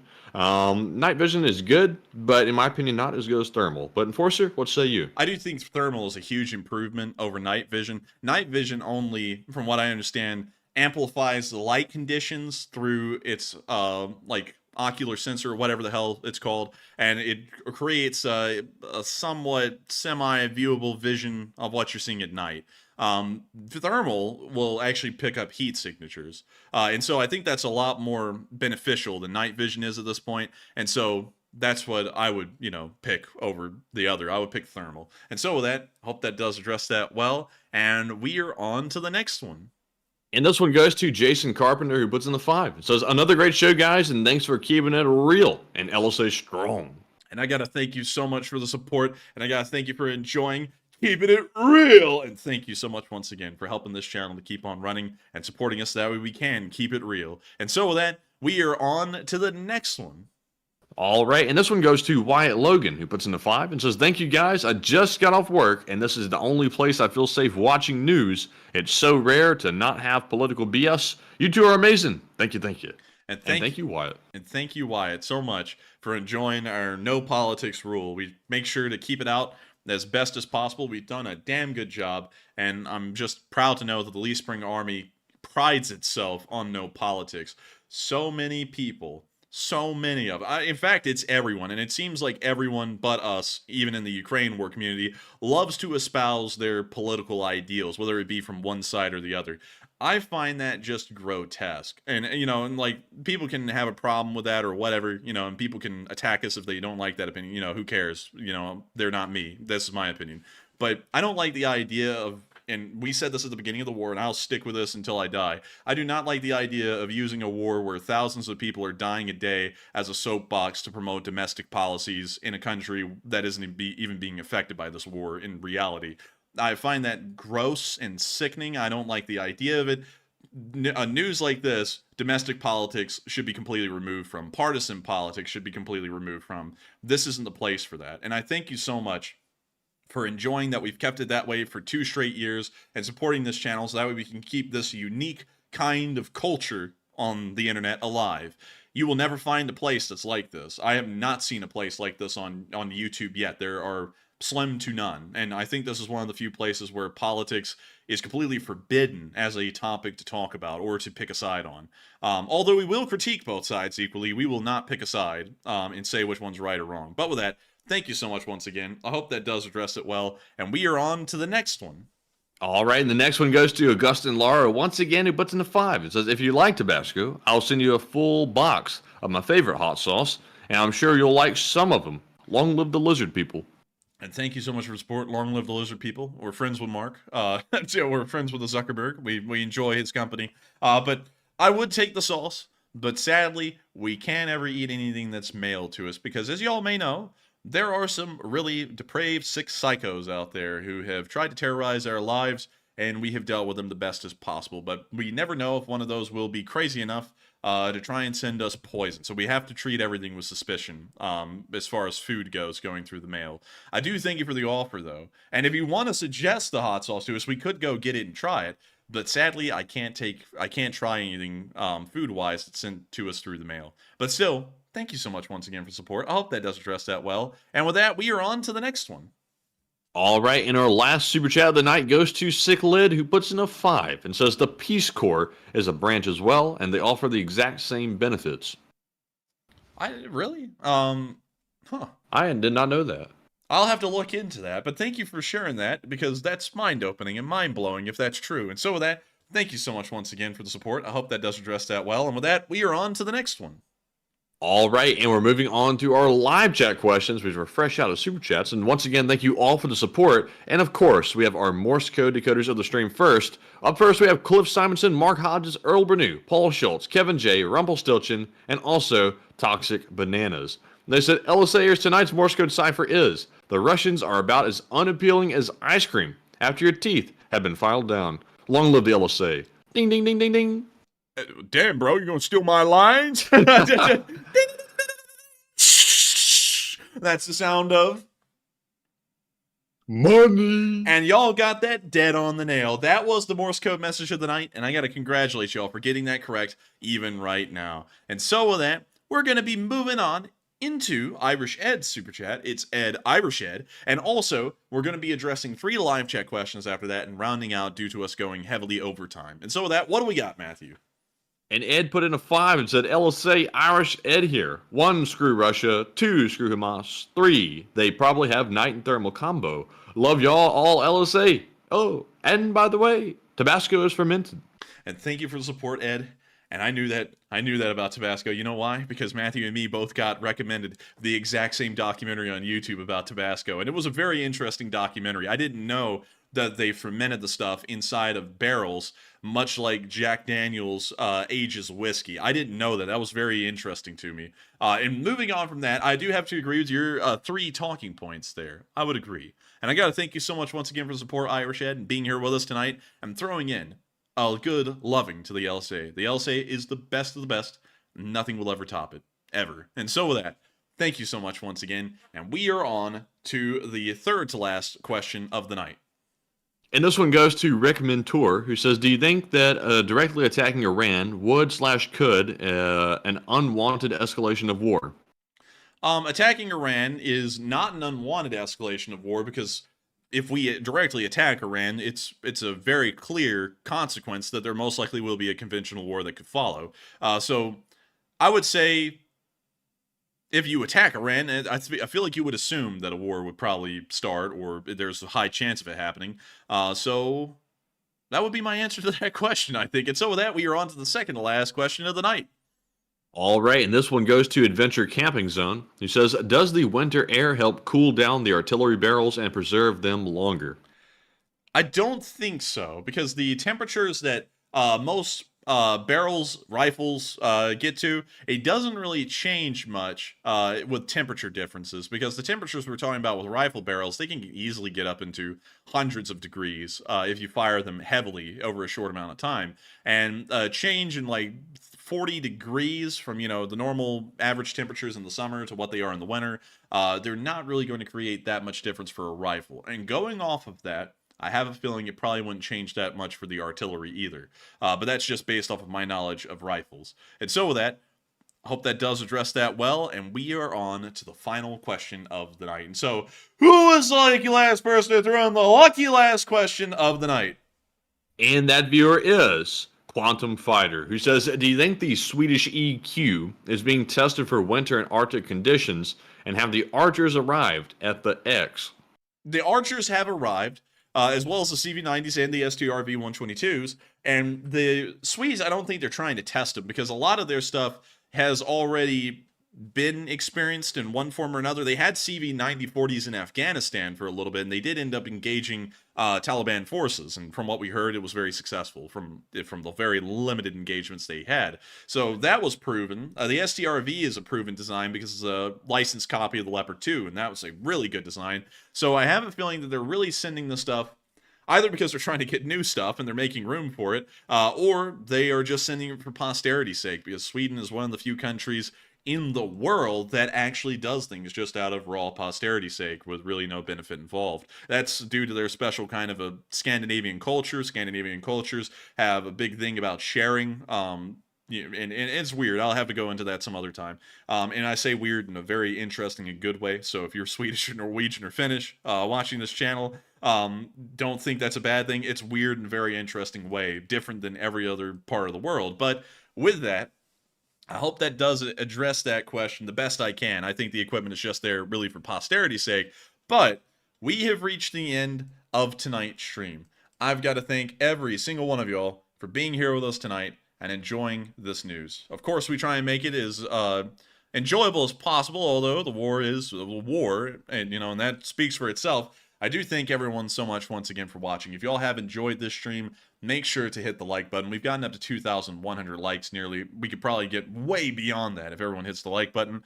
And not only that, 5.2 thousand of y'all were watching this stream at the peak, and nearly 30,000 of y'all have watched this stream before it's ended. I've got to thank all of y'all so much once again for watching, and I hope y'all all join us tomorrow for the Sunday night fundraiser. We were able to reach $9,064 this last Sunday for Revive Soldiers of Ukraine. We haven't picked out the fundraiser for tomorrow, but I bet that we can do as good as last Sunday. So with that, good night. Good luck. Take care. Stay safe. Slava Ukraini. Slava Ukraini. God bless Israel. God bless America. And long live the Lee Spring Army. The Lee Spring Army will never die. And good night, folks. We'll see you all tomorrow. And of course, Slava Ukraine. Slava Israel. Good night, and thank you all for another great stream. We'll see you tomorrow. Yes. The Lee Spring Army sends its regards